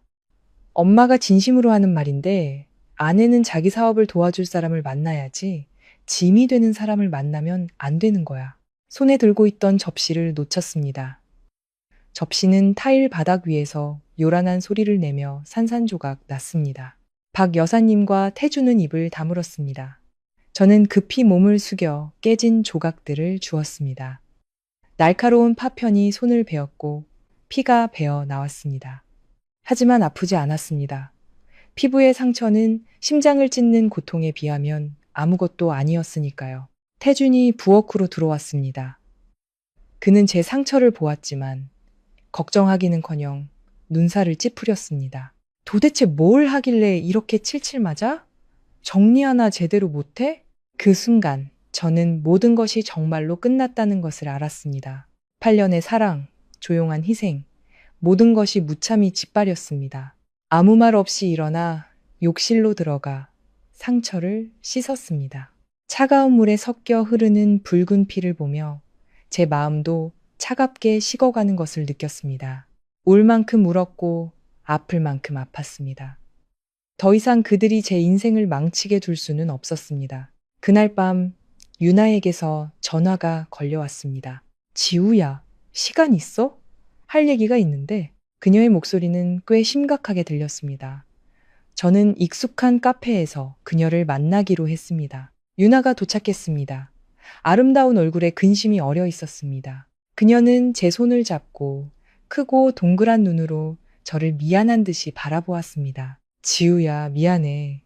정말 말하기 힘든 이야기지만 너를 더 이상 속일 수는 없어. 저는 숨을 참았습니다. 무슨 일인데, 유나야? 유나는 마치 모든 용기를 끌어모으는 듯 깊은 숨을 내쉬었습니다. 어제 태준 씨가 날 찾아왔어. 그 사람이 더 이상 너를 사랑하지 않는데 자기가 사랑하는 사람은 나라고 했어. 귀가 먹먹해지고 세상이 빙빙 도는 것 같았습니다. 유나는 황급히 죄책감 가득한 목소리로 말을 이었습니다. 내가 그 사람을 막 야단쳤어. 어떻게 너한테 그럴 수 있냐고. 정말 나쁜 사람이라고. 하지만 그는 너무 지쳤다고 하더라. 네가 자기를 이해하지 못한다고. 지우야, 나 정말 어떻게 해야 할지 모르겠어. 너에게 상처 주고 싶지 않은데 내 마음을 속일 수도 없어. 저는 그 자리에 얼어붙은 채 앉아 있었습니다. 제가 가장 믿었던 친구, 친자매처럼 여겼던 사람이 제 약혼자를 사랑한다고 말하고 있었습니다. 그들의 연기는 너무나도 완벽했습니다. 그들은 저를 방해물로, 잘못한 사람으로 만들었고 자신들은 사랑의 희생자, 운명을 거스를 수 없는 불쌍한 사람들로 둔갑했습니다. 저는 유나를 바라보았습니다. 그녀의 뺨을 타고 흐르는 눈물을 보았습니다. 투명하고 가증스러운 눈물이었습니다. 소리치지도 욕하지도 않았습니다. 그저 마음속에서 무한한 경멸감이 차오를 뿐이었습니다. 이제 제게는 친구도 연인도 없다는 것을 알았습니다. 이 싸움에서 저는 혼자였습니다. 하지만 저는 알지 못했습니다. 진짜 싸움은 아직 시작되지도 않았다는 것을. 그리고 그들이 제게 하려는 짓은 이보다 100배는 더 잔인했다는 것을. 가장 사랑하는 사람과 가장 믿었던 친구에게 동시에 등을 찔리는 기분. 그것은 피가 철철 흐르는 상처라기보다는 서서히 모든 감각을 마비시키는 독약과 같았습니다. 소리 내어 울 수도 없고 그저 말없는 고통 속에서 죽어갈 뿐이었습니다. 그날 카페를 나서는 제 모습은 영혼을 잃은 사람과 같았습니다. 유나의 고백, 그녀의 악어의 눈물이 태준과 박 여사님의 가시돋친 말들과 뒤섞여 귀를 찢는 듯한 배신의 교향곡을 만들어냈습니다. 한때 태준과 손을 잡고 거닐며 달콤한 입맞춤을 나누었던 익숙한 거리를 정처 없이 헤맸습니다. 모든 것은 그대로였지만 사람의 마음만이 변해버렸습니다. 집으로 바로 돌아가지 않았습니다. 태준을 마주하고 싶지 않았습니다. 한때 그토록 친숙했던 얼굴이 이제는 낯설고 두렵게 느껴졌습니다. 휴대전화를 끄고 작은 호텔을 찾아 혼자 머물렀습니다. 숨 쉴 공간이 산산조각 난 마음을 추스를 시간이 필요했습니다. 적어도 며칠간은 저를 내버려 둘 것이라고 생각했습니다. 하지만 저는 틀렸습니다. 그들의 잔인함은 제 상상을 초월했습니다. 다음 날 아침, 눈을 뜨자마자 호텔 방문이 거칠게 두드려졌습니다. 놀라서 정신을 차리기도 전에 문이 벌컥 열렸습니다. 살기등등한 표정의 태준과 박 여사님이 방으로 쳐들어왔습니다. 대단하다 아주. 말 한마디 없이 외박을 해?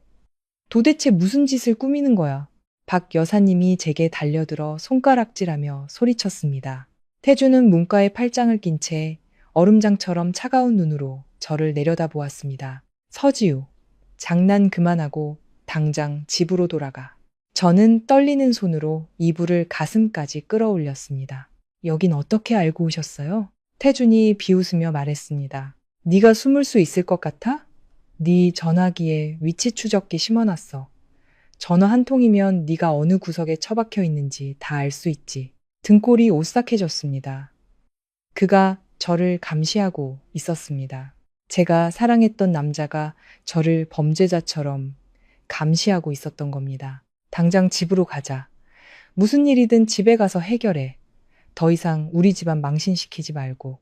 박 여사님이 명령했습니다. 저항할 힘도 없이 저는 그림자처럼 그들을 따라 나섰습니다. 아파트에 돌아오자 더욱 끔찍한 광경이 저를 기다리고 있었습니다. 최유나가 거실에 앉아 있었고 그 옆에는 그녀의 아버지로 보이는 권위적인 모습의 중년 남성이 있었습니다. 유나는 저를 보자 걱정스러운 표정을 지으며 자리에서 일어났습니다. 지우야, 돌아왔구나. 다들 너 걱정 많이 했어. 저는 아무 말 없이 텅 빈 눈으로 그녀를 바라보았습니다. 태주는 저를 소파에 억지로 앉혔습니다. 그들 모두의 맞은편에요. 박 여사님이 헛기침을 하며 연극을 시작했습니다. 지우야, 오늘 여기 유나 아버지이신 최 회장님도 와 계시니 오해 없도록 모든 걸 확실히 해야겠다. 그녀는 뻔뻔하게 사실을 왜곡하며 장황하게 늘어놓기 시작했습니다. 제가 이기적이고 태준의 미래를 생각할 줄 모르며 유나를 향해 근거 없는 질투를 했다고 말했습니다. 심지어 태준과 유나가 사랑에 빠진 것은 운명이며 누구도 원치 않았지만 거스를 수 없는 일이었다고 했습니다. 태준은 옆에서 고개를 숙인 채 침묵했습니다. 그것은 암묵적인 동의였습니다. 유나는 가끔 끼어들었습니다. 어머님, 지우한테 너무 그러지 마세요. 그냥 조금 충격을 받아서 그럴 거예요. 그녀의 착하고 가여운 척하는 모습에 구역질이 났습니다. 마침내 서론을 마친 그들은 본론으로 들어갔습니다. 태주는 두꺼운 서류 뭉치를 테이블 위에 올려놓고 제 쪽으로 밀었습니다. 그의 목소리에는 더 이상 어떤 감정도 남아있지 않았습니다. 오직 비즈니스 파트너에게 말하는 듯한 냉정함 뿐이었습니다. 지우야, 이건 프로젝트 대출 보증 서류야. 깊이 생각해봤는데 이 기회를 포기할 수 없어. 여기에 서명해줘. 저는 서류 뭉치와 저를 기다리는 얼굴들을 번갈아 보았습니다. 이제야 모든 것을 알겠습니다. 그들은 제 연인을 빼앗는 것뿐만 아니라 제 마지막 남은 가치까지 짜내려 하고 있었습니다. 그들은 제가 아직 태준을 사랑한다는 것을 알고 있었습니다. 제가 마음이 약해져서 8년의 정 때문에 희생할 것이라고 생각한 겁니다. 여기에 서명해서 뭘 하려고요? 제 목소리가 쉬어 나왔습니다. 태준은 조금도 흔들림 없는 눈빛으로 저를 보았습니다. 프로젝트 자금을 확보하기 위해서 담보는 내 부모님 시골집이야. 꽝! 머릿속에서 거대한 폭발이 일어났습니다. 부모님의 집. 그것은 부모님의 모든 것이었습니다. 그분들의 평생의 땀과 눈물이 깃든 제가 태어나고 자란 곳이었습니다. 그들은 제가 그 신성한 장소를 사기 프로젝트에 도박하도록 하려 했습니다. 절대 안 돼. 저는 속삭이다가 이내 소리쳤습니다. 절대 그런 짓은 하지 않을 거예요.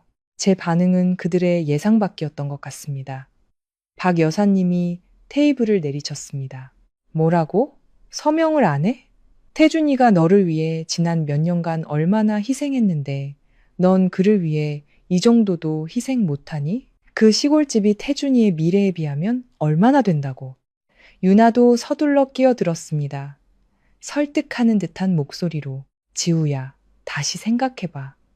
이건 태준 씨 인생을 바꿀 기회야. 나중에 성공하면 너한테도 부모님께도 다 갚을 거야. 갚는다고? 저는 웃음을 터뜨렸습니다. 쓰라리고 미친 듯한 웃음이었습니다. 갚는다고요? 어떻게? 제 약혼자를 빼앗고 저희 부모님 집을 당신들 발판으로 삼은 다음에요? 최유나. 이제 그 연극 좀 그만하지? 유나는 얼어붙었습니다. 아름다운 얼굴이 새하얗게 질렸습니다. 아마 제가 이렇게 직설적으로 말할 줄은 몰랐을 겁니다. 방 안의 공기는 극도로 팽팽해졌습니다. 태준이 벌떡 일어났습니다. 그는 더 이상 참을성이 없어 보였습니다. 서지우, 마지막으로 말할게. 서명하든지 아니면 우리 끝내든지. 저도 일어섰습니다. 한때 제 모습으로 가득 찼던 그의 눈을 똑바로 마주 보았습니다. 이제 그 눈에는 탐욕과 잔인함만이 남아 있었습니다. 그럼 끝내요. 제 단호한 두 마디에 방 안의 모든 사람들이 경악했습니다. 태주는 분노와 불신이 뒤섞인 눈으로 저를 쳐다보았습니다. 그는 항상 인내하고 물러서는 서지우에 익숙해져 있었을 겁니다. 궁지에 몰렸을 때 제가 이렇게까지 단단해질 수 있다는 것은 상상도 못했을 겁니다. 좋아. 그가 이를 갈며 말했습니다. 네가 선택한 거야. 그러고는 박 여사님과 유나를 향해 단호하게 말했습니다. 어머니, 유나 씨, 갑시다. 그들은 마치 낯선 사람을 지나치듯 저를 스쳐 지나갔습니다. 문을 나서기 전 유나가 저를 돌아보았습니다. 그녀의 눈에는 더 이상 가여운 표정이 없었습니다. 감출 수 없는 희열이 가득했습니다. 문이 쾅 닫히고 넓은 공간에 저 혼자 남았습니다. 저는 바닥에 주저앉았습니다. 그제야 눈물이 툭 터진 듯 쏟아져 나왔습니다. 태준을 잃은 슬픔 때문이 아니었습니다. 제 8년의 청춘을 위해, 짓밟힌 믿음을 위해, 그리고 가치 없는 사람을 사랑했던 제 어리석음을 위해 울었습니다. 연인, 친구, 그리고 제가 애써 가꾸었던 보금자리까지 모든 것을 잃었습니다. 하지만 그들은 틀렸습니다. 그들은 저를 자신들의 길에서 치워버리기만 하면 모든 것이 잘 될 것이라고 생각했습니다. 그들은 몰랐습니다. 지렁이도 밟으면 꿈틀한다는 것을. 이 극심한 배신은 저를 무너뜨리지 못했습니다. 오히려 저를 더 강하게 만들었습니다. 그리고 불과 일주일 후 제가 아직 잿더미 속에서 겨우 일어서려 애쓰고 있을 때 소셜미디어가 폭발했습니다.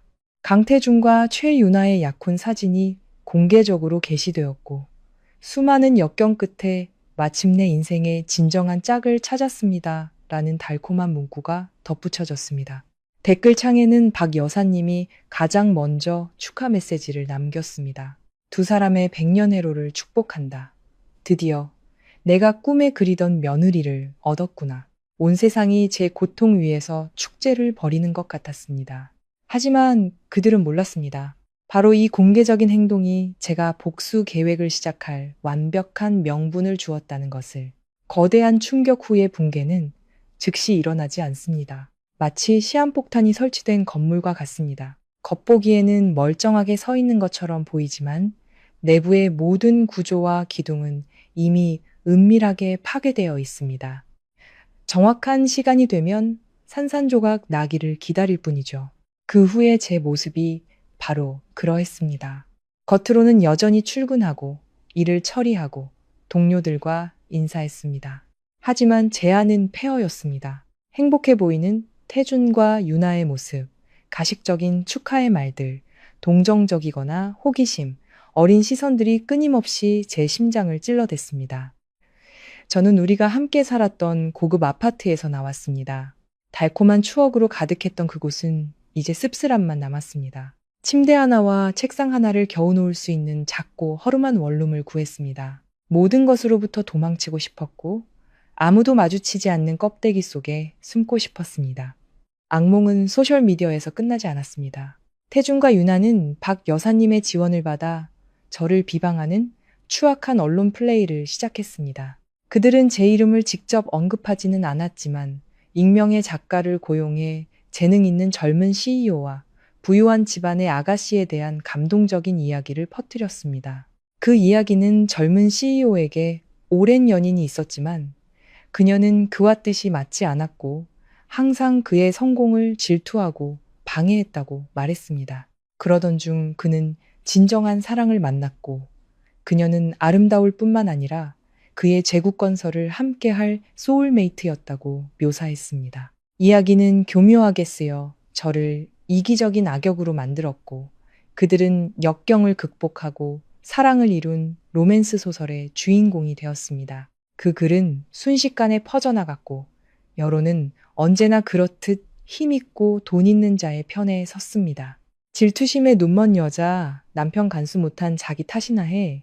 저 둘은 하늘이 맺어준 인연인데 네가 뭔데 끼어들어? 저는 익명의 비난 메시지와 스토킹 전화를 받았습니다.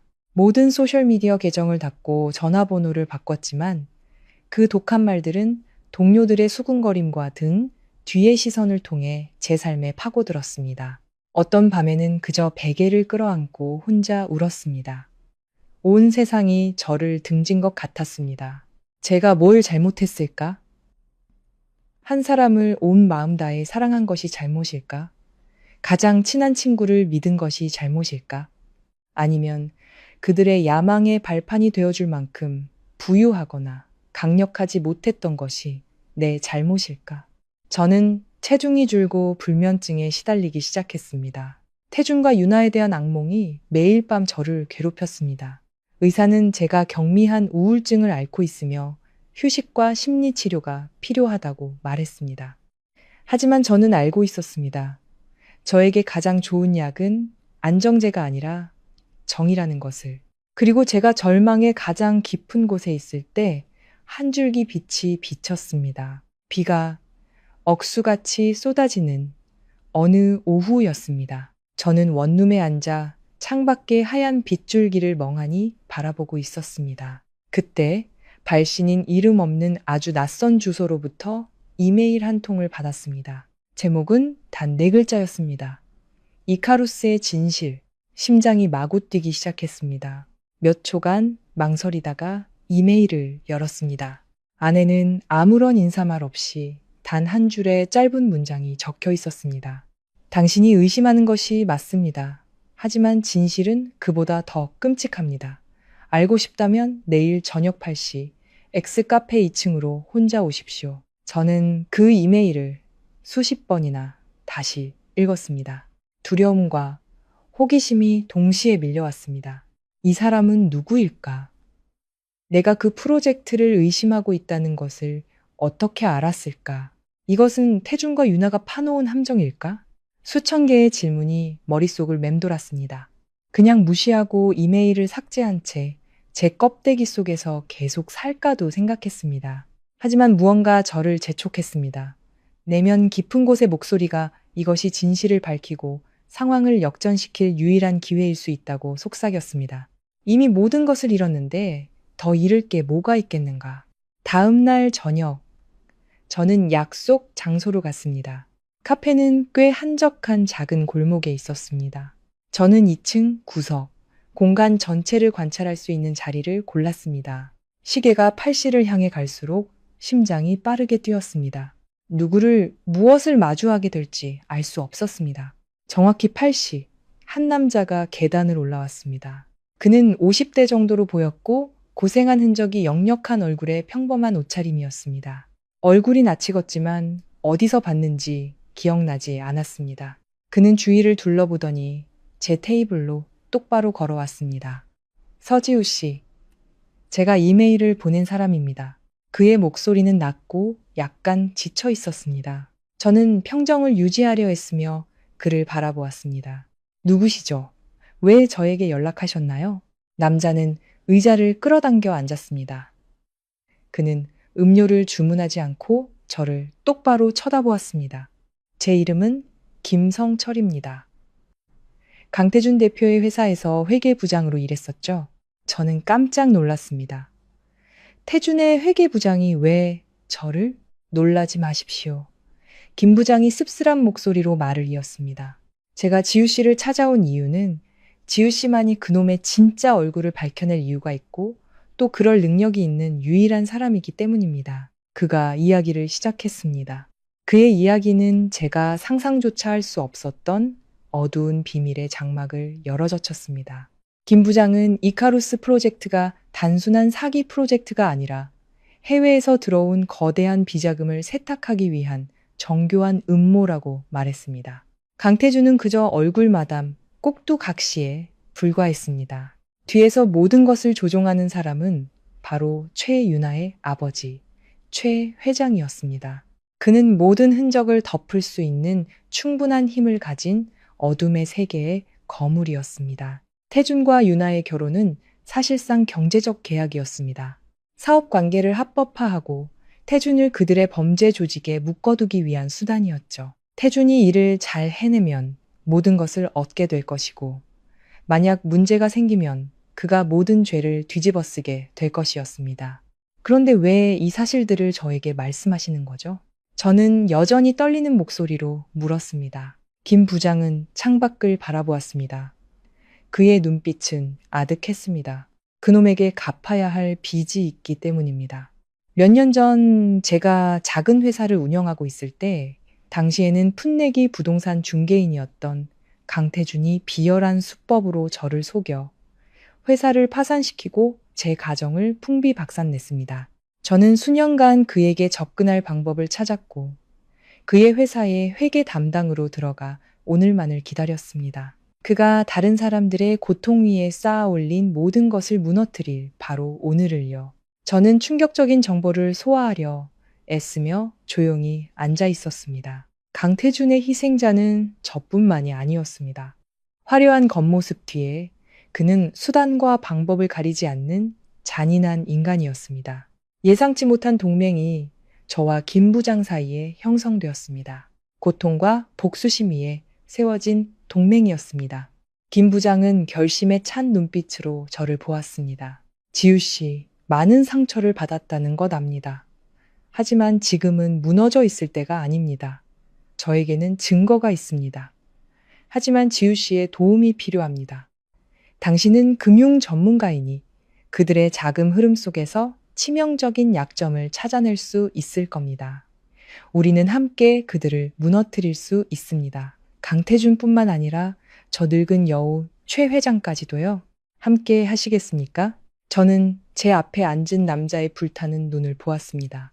그 속에서 제 자신의 모습을 보았습니다.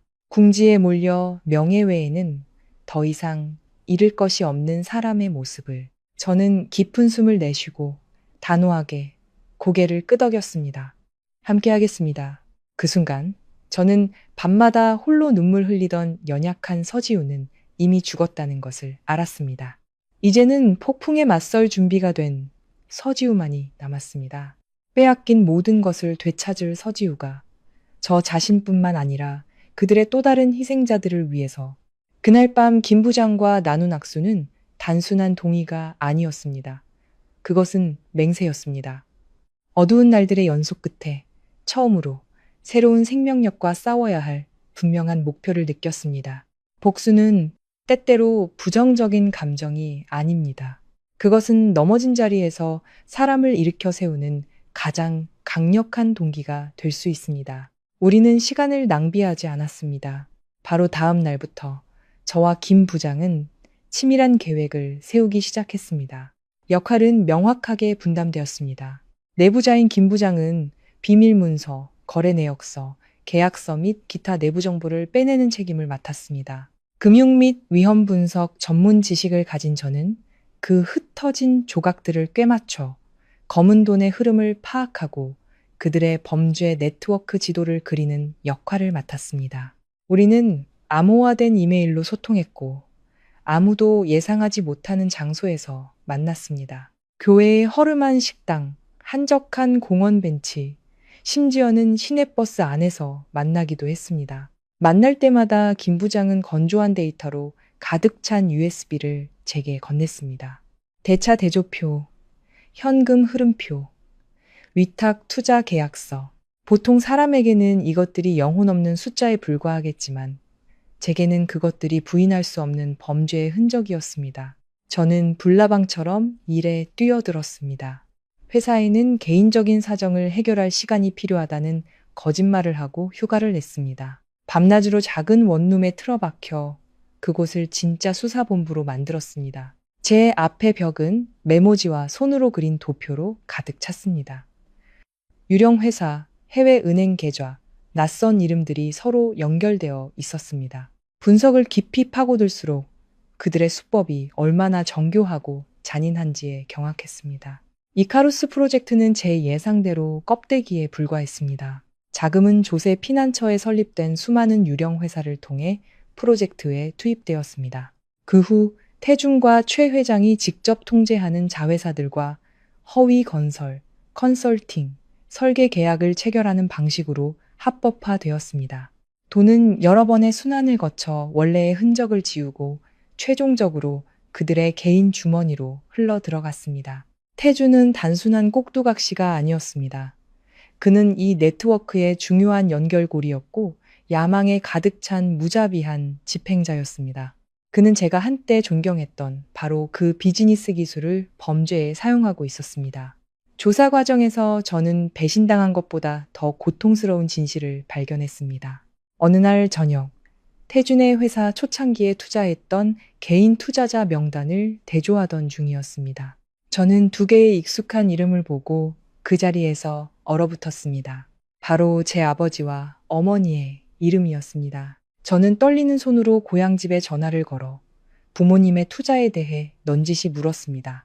어머니는 잠시 머뭇거리시다가 모든 것을 털어놓으셨습니다. 어머니는 약 3년 전 태준의 회사가 확장을 위해 자금이 필요했을 때 그가 고향집으로 찾아와 온갖 선물과 달콤한 말들을 늘어놓았다고 하셨습니다. 그는 밝은 미래를 그려주며 높고 안전한 수익률을 약속했습니다. 부모님은 재능 있는 미래의 사위를 전적으로 신뢰했고 평생 모아오신 적지 않은 액수의 노후 자금을 모두 그에게 주셨습니다. 그는 심지어 지분 투자 계약서까지 꼼꼼하게 작성했지만 노부부가 알아챌 수 없는 불리한 조항들을 교묘하게 숨겨놓았습니다. 저는 전화를 끊었습니다. 손발에 힘이 풀려 바닥에 주저앉았습니다. 눈물이 하염없이 흘렀습니다. 결국 그의 초창기 화려함, 고급 외제차, 비싼 아파트, 명품 선물들의 일부는 저희 부모님의 피땀 어린 돈으로 만들어진 것이었습니다. 그는 제 가족 전체를 속였고 노인들의 신뢰를 자신의 부를 쌓는 도구로 이용했습니다. 제 아내 고통은 더 이상 사랑을 배신당한 여자의 것이 아니었습니다. 자신의 부모가 사기당한 것을 본 자식의 분노였습니다. 제 아내 증오는 그 어느 때보다 격렬하게 불타올랐습니다. 저는 마음속으로 맹세했습니다. 그가 저에게 한 짓에 대한 대가를 치르게 할 뿐만 아니라 저희 부모님에게서 사기친 돈 한 푼까지 모두 갚게 만들 것이라고 다음 만남에서 이 이야기를 김 부장에게 했습니다. 김 부장은 오랫동안 침묵하다가 제 어깨를 가볍게 두드렸습니다. 아가씨, 그 기분 이해합니다. 인간의 탐욕은 끝이 없죠. 하지만 증오심에 눈이 멀어서는 안 됩니다. 우리는 더욱 침착하고 더욱 신중해야 합니다. 김 부장의 조언은 저를 진정시키는데 도움이 되었습니다. 성급하게 행동해서는 안 된다는 것을, 작은 실수 하나가 모든 것을 망칠 수 있다는 것을 알았습니다. 한편 태준과 유나의 결혼식은 성대하게 준비되고 있었습니다. 그들은 언론에 돈을 아끼지 않았고 가장 호화로운 장소에서 찍은 웨딩 사진들을 계속해서 공개했습니다. 그들의 사진 한 장, 문구 하나하나가 제 상처를 깊이 파고드는 비수와 같았습니다. 하지만 이제 저는 더 이상 아픔을 느끼지 않았습니다. 저는 차가운 미소를 지으며 그것들을 바라보았습니다. 마음껏 즐겨라. 마음껏 누려라. 그것이 너희들의 마지막 행복한 날들이 될 테니까. 그들의 웃음 하나하나, 자랑 하나하나가 그들 자신의 마지막 무대를 쌓아 올리는데 기여하고 있었기 때문입니다. 그 무대에서 마지막 커튼을 내릴 사람은 바로 나일 테니까. 저와 김 부장의 조용한 전쟁은 가장 긴장된 국면에 접어들었습니다. 하루하루가 마치 줄타기를 하는 것 같았습니다. 작은 실수 하나만으로도 나락으로 떨어질 수 있었습니다. 태준과 최 회장 부자는 어리석은 자들이 아니었습니다. 그들은 극도로 신중하고 물거품이 되어버린 동화 같은 이야기를 들어본 적 있으신가요? 저는 제 손으로 직접 그 동화를 산산조각 내버렸습니다.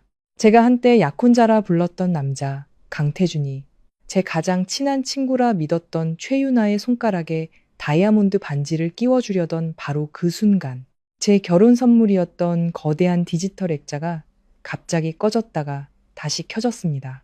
감미롭게 흐르던 결혼 행진곡이 뚝 끊기고 대신 도시 최고의 호텔 연회장에 설치된 스피커 시스템에서 너무나도 익숙한 목소리가 울려 퍼졌습니다. 그건 바로 오만함과 잔인함으로 가득 찬 태준의 목소리였습니다. 서지욱에는 정말 멍청해. 달콤한 말 몇 마디만 속삭여주면 전부 다 믿어버리거든. 걔네 부모님 시골 땅 담보로 대출 신청 서류에 서명하게 만들 테니까 일이 끝나면 가차없이 버려버리면 그만이야. 연회장을 가득 메운 800여 명의 하객들이 순간 얼어붙었습니다. 저는 길 건너편 빌딩의 카페에 앉아 통유리창 너머로 무대 위에서 핏기 하나 없이 새하얗게 질려버린 신랑 신부의 얼굴을 똑똑히 지켜보고 있었습니다.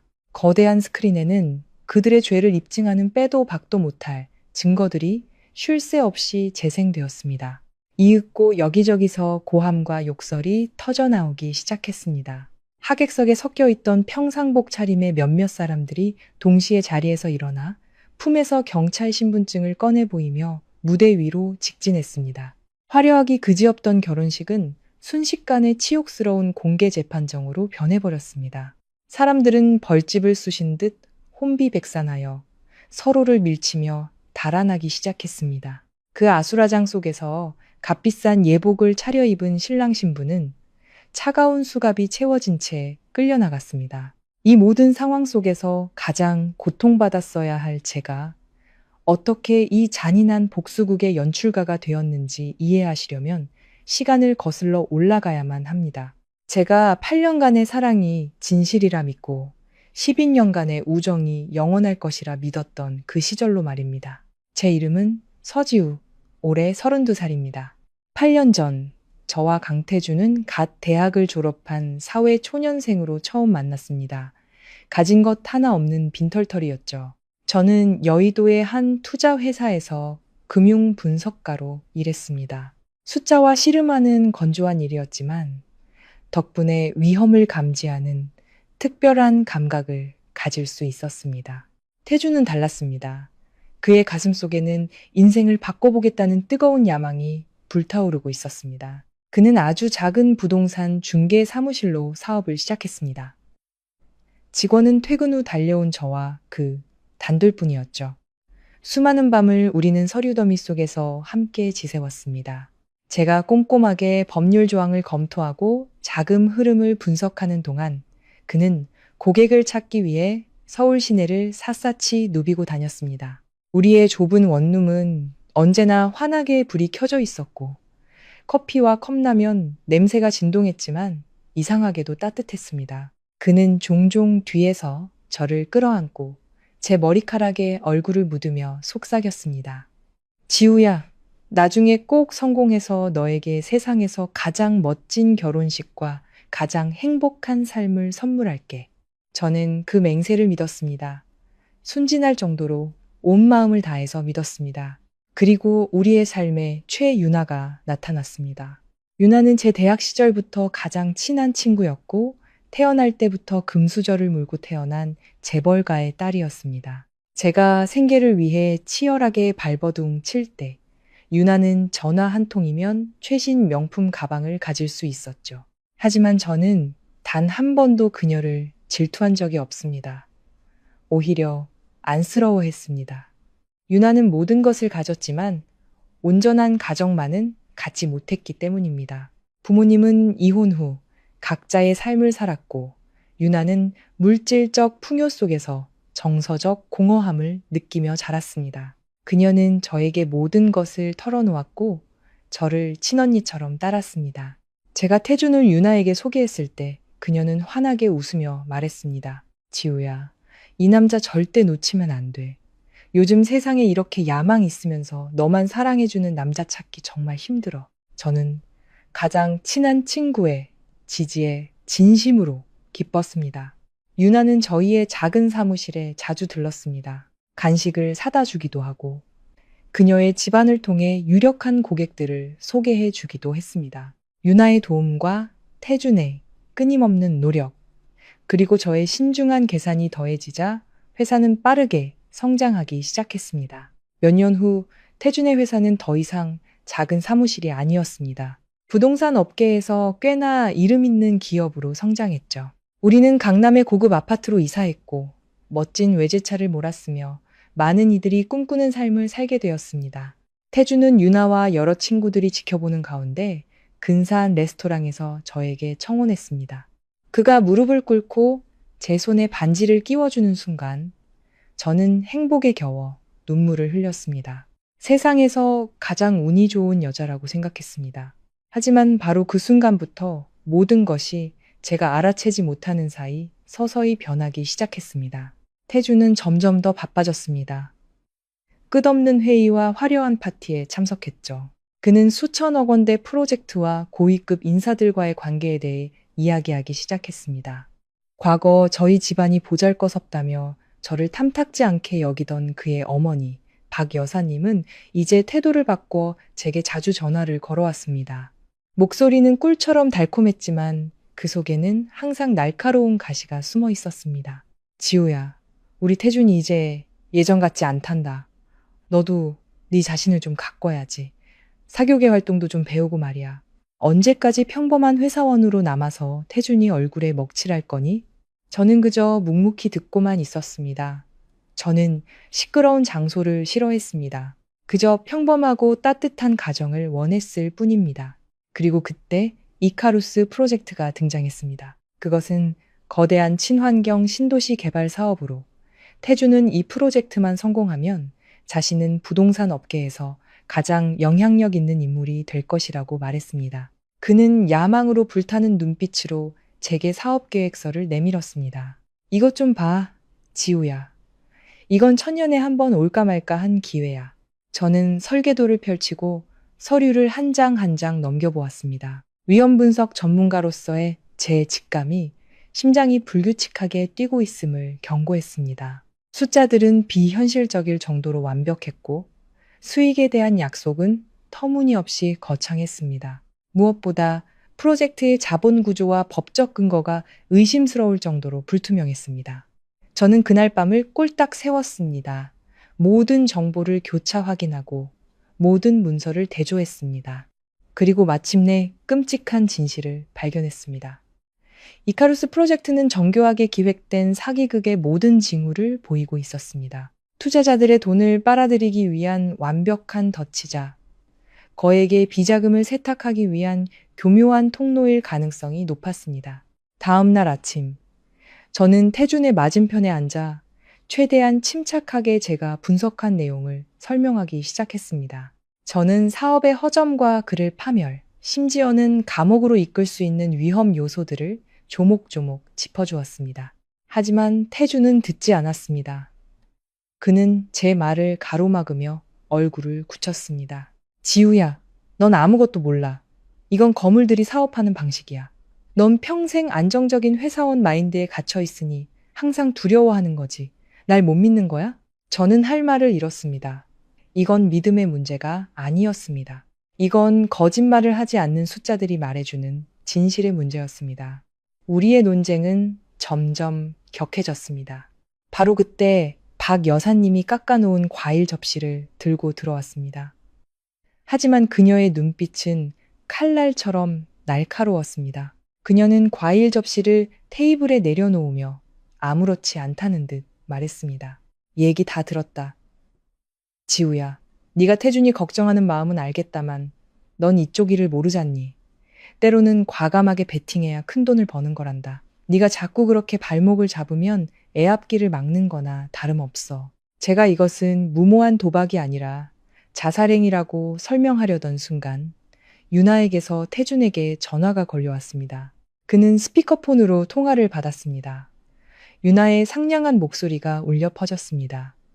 태준 씨, 방금 아빠 통화하시는 거 엿들었는데 아빠 쪽 큰손 투자자들이 이카루스 프로젝트에 엄청난 관심을 보이고 있대요.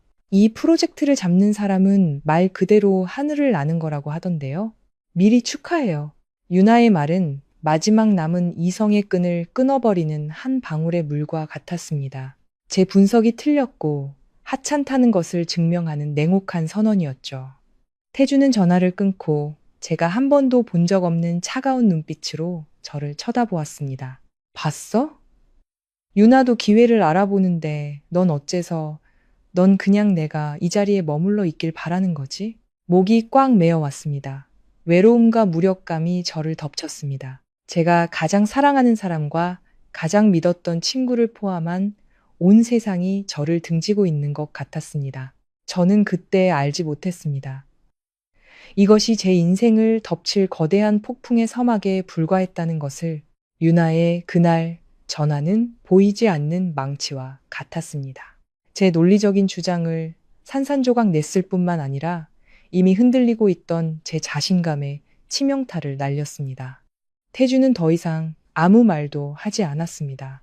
그는 프로젝트 서류를 값비싼 가죽 서류 가방에 쑤셔넣고는 그대로 돌아서 나가버렸습니다.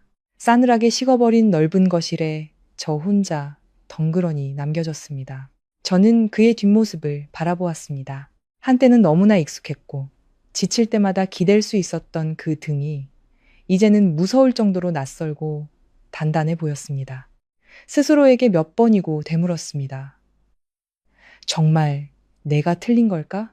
직업적인 신중함이 나를 꿈조차 꾸지 못하는 소심한 사람으로 만들어버린 걸까? 아니면 8년의 사랑이 내 눈을 멀게 해 곁에 있는 남자가 언제부터 변했는지조차 알아채지 못하게 한 걸까? 그 질문들이 제 머릿속을 파고들며 남은 이성을 갉아먹었습니다. 저녁도 먹지 못한 채 저는 그저 창가에 앉아 분주하게 움직이는 도시의 불빛을 내려다보았습니다. 그 어느 때보다 외롭고 길을 잃은 기분이었습니다. 그날 밤늦게서야 태준이 돌아왔습니다. 그에게서는 짙은 술 냄새와 낯선 여자의 향수 냄새가 났습니다.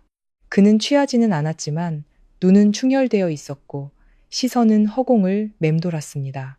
침실로 들어가지 않고 소파에 털썩 주저앉아 넥타이를 느슨하게 풀었습니다. 저는 따뜻한 물 한 잔을 따라 테이블 위에 놓아주었습니다. 어디 갔다가 이제 와? 저는 목소리가 떨리지 않도록 애쓰며 조용히 물었습니다. 그는 바로 대답하지 않고 고개를 뒤로 젖혀 천장을 바라보았습니다. 한참 후에야 쉬어버린 목소리로 말했습니다. 투자자들 만나고 왔어. 다들 이 프로젝트를 믿고 있어. 이게 미래래. 지우야. 저는 맞은편 의자에 앉으며 안전거리를 유지했습니다. 태준아, 난 당신의 미래를 막는 게 아니야. 그냥 당신이 안전하길 바랄 뿐이야. 숫자는 거짓말을 하지 않아. 그리고 내 눈에는 너무 많은 위험이 보여. 그가 웃었습니다. 건조하고 비웃음이 가득한 웃음이었습니다. 위험? 이 세상에 위험 없는 일이 어디 있어. 지난 8년간 너를 사랑한 것도 나에겐 하나의 위험이었어. 알아? 그의 말은 비수가 되어 제 심장에 정확히 박혔습니다. 저는 충격에 아무 말도 할 수 없었습니다. 그는 계속해서 차가운 목소리로 말했습니다. 나에겐 함께 전진할 동반자가 필요해. 항상 뒤에서 내 옷자락이나 잡아당기는 사람이 아니라. 알겠어? 난 이제 너무 지쳤어. 알고 있었습니다. 너무나도 잘 알고 있었죠. 그가 원하는 동반자는 더 이상 제가 아니었습니다. 그 사람은 유나처럼 명망 있는 가문의 딸이어야 했고, 제가 결코 줄 수 없는 인맥과 기회를 가져다 줄 수 있는 사람이어야 했습니다. 저는 더 이상 듣고 싶지 않아 자리에서 일어났습니다. 나도 지쳤어. 먼저 들어가 쉴게. 저는 등을 돌려 침실로 들어가 문을 닫았습니다. 마치 두 개의 세상을 분리하려는 것처럼 그날 밤 8년 만에 처음으로 저는 혼자 잠이 들었고 그는 거실 소파에서 잠들었습니다. 넓은 침대의 빈자리가 그 어느 때보다 차갑고 광활하게 느껴졌습니다. 그 후 며칠은 제 인생에서 가장 무거운 시간이었습니다. 집안의 공기는 숨막힐 듯 무거웠습니다. 우리는 한 집에 살았지만 완전히 남남이었습니다. 태주는 일찍 나가 늦게 들어왔고 우리의 대화는 단답형의 질문과 대답으로 끝났습니다. 유나는 여전히 제게 자주 전화를 걸어왔습니다. 아무 일도 없다는 듯이 달콤한 목소리로. 지우야, 무슨 일 있어?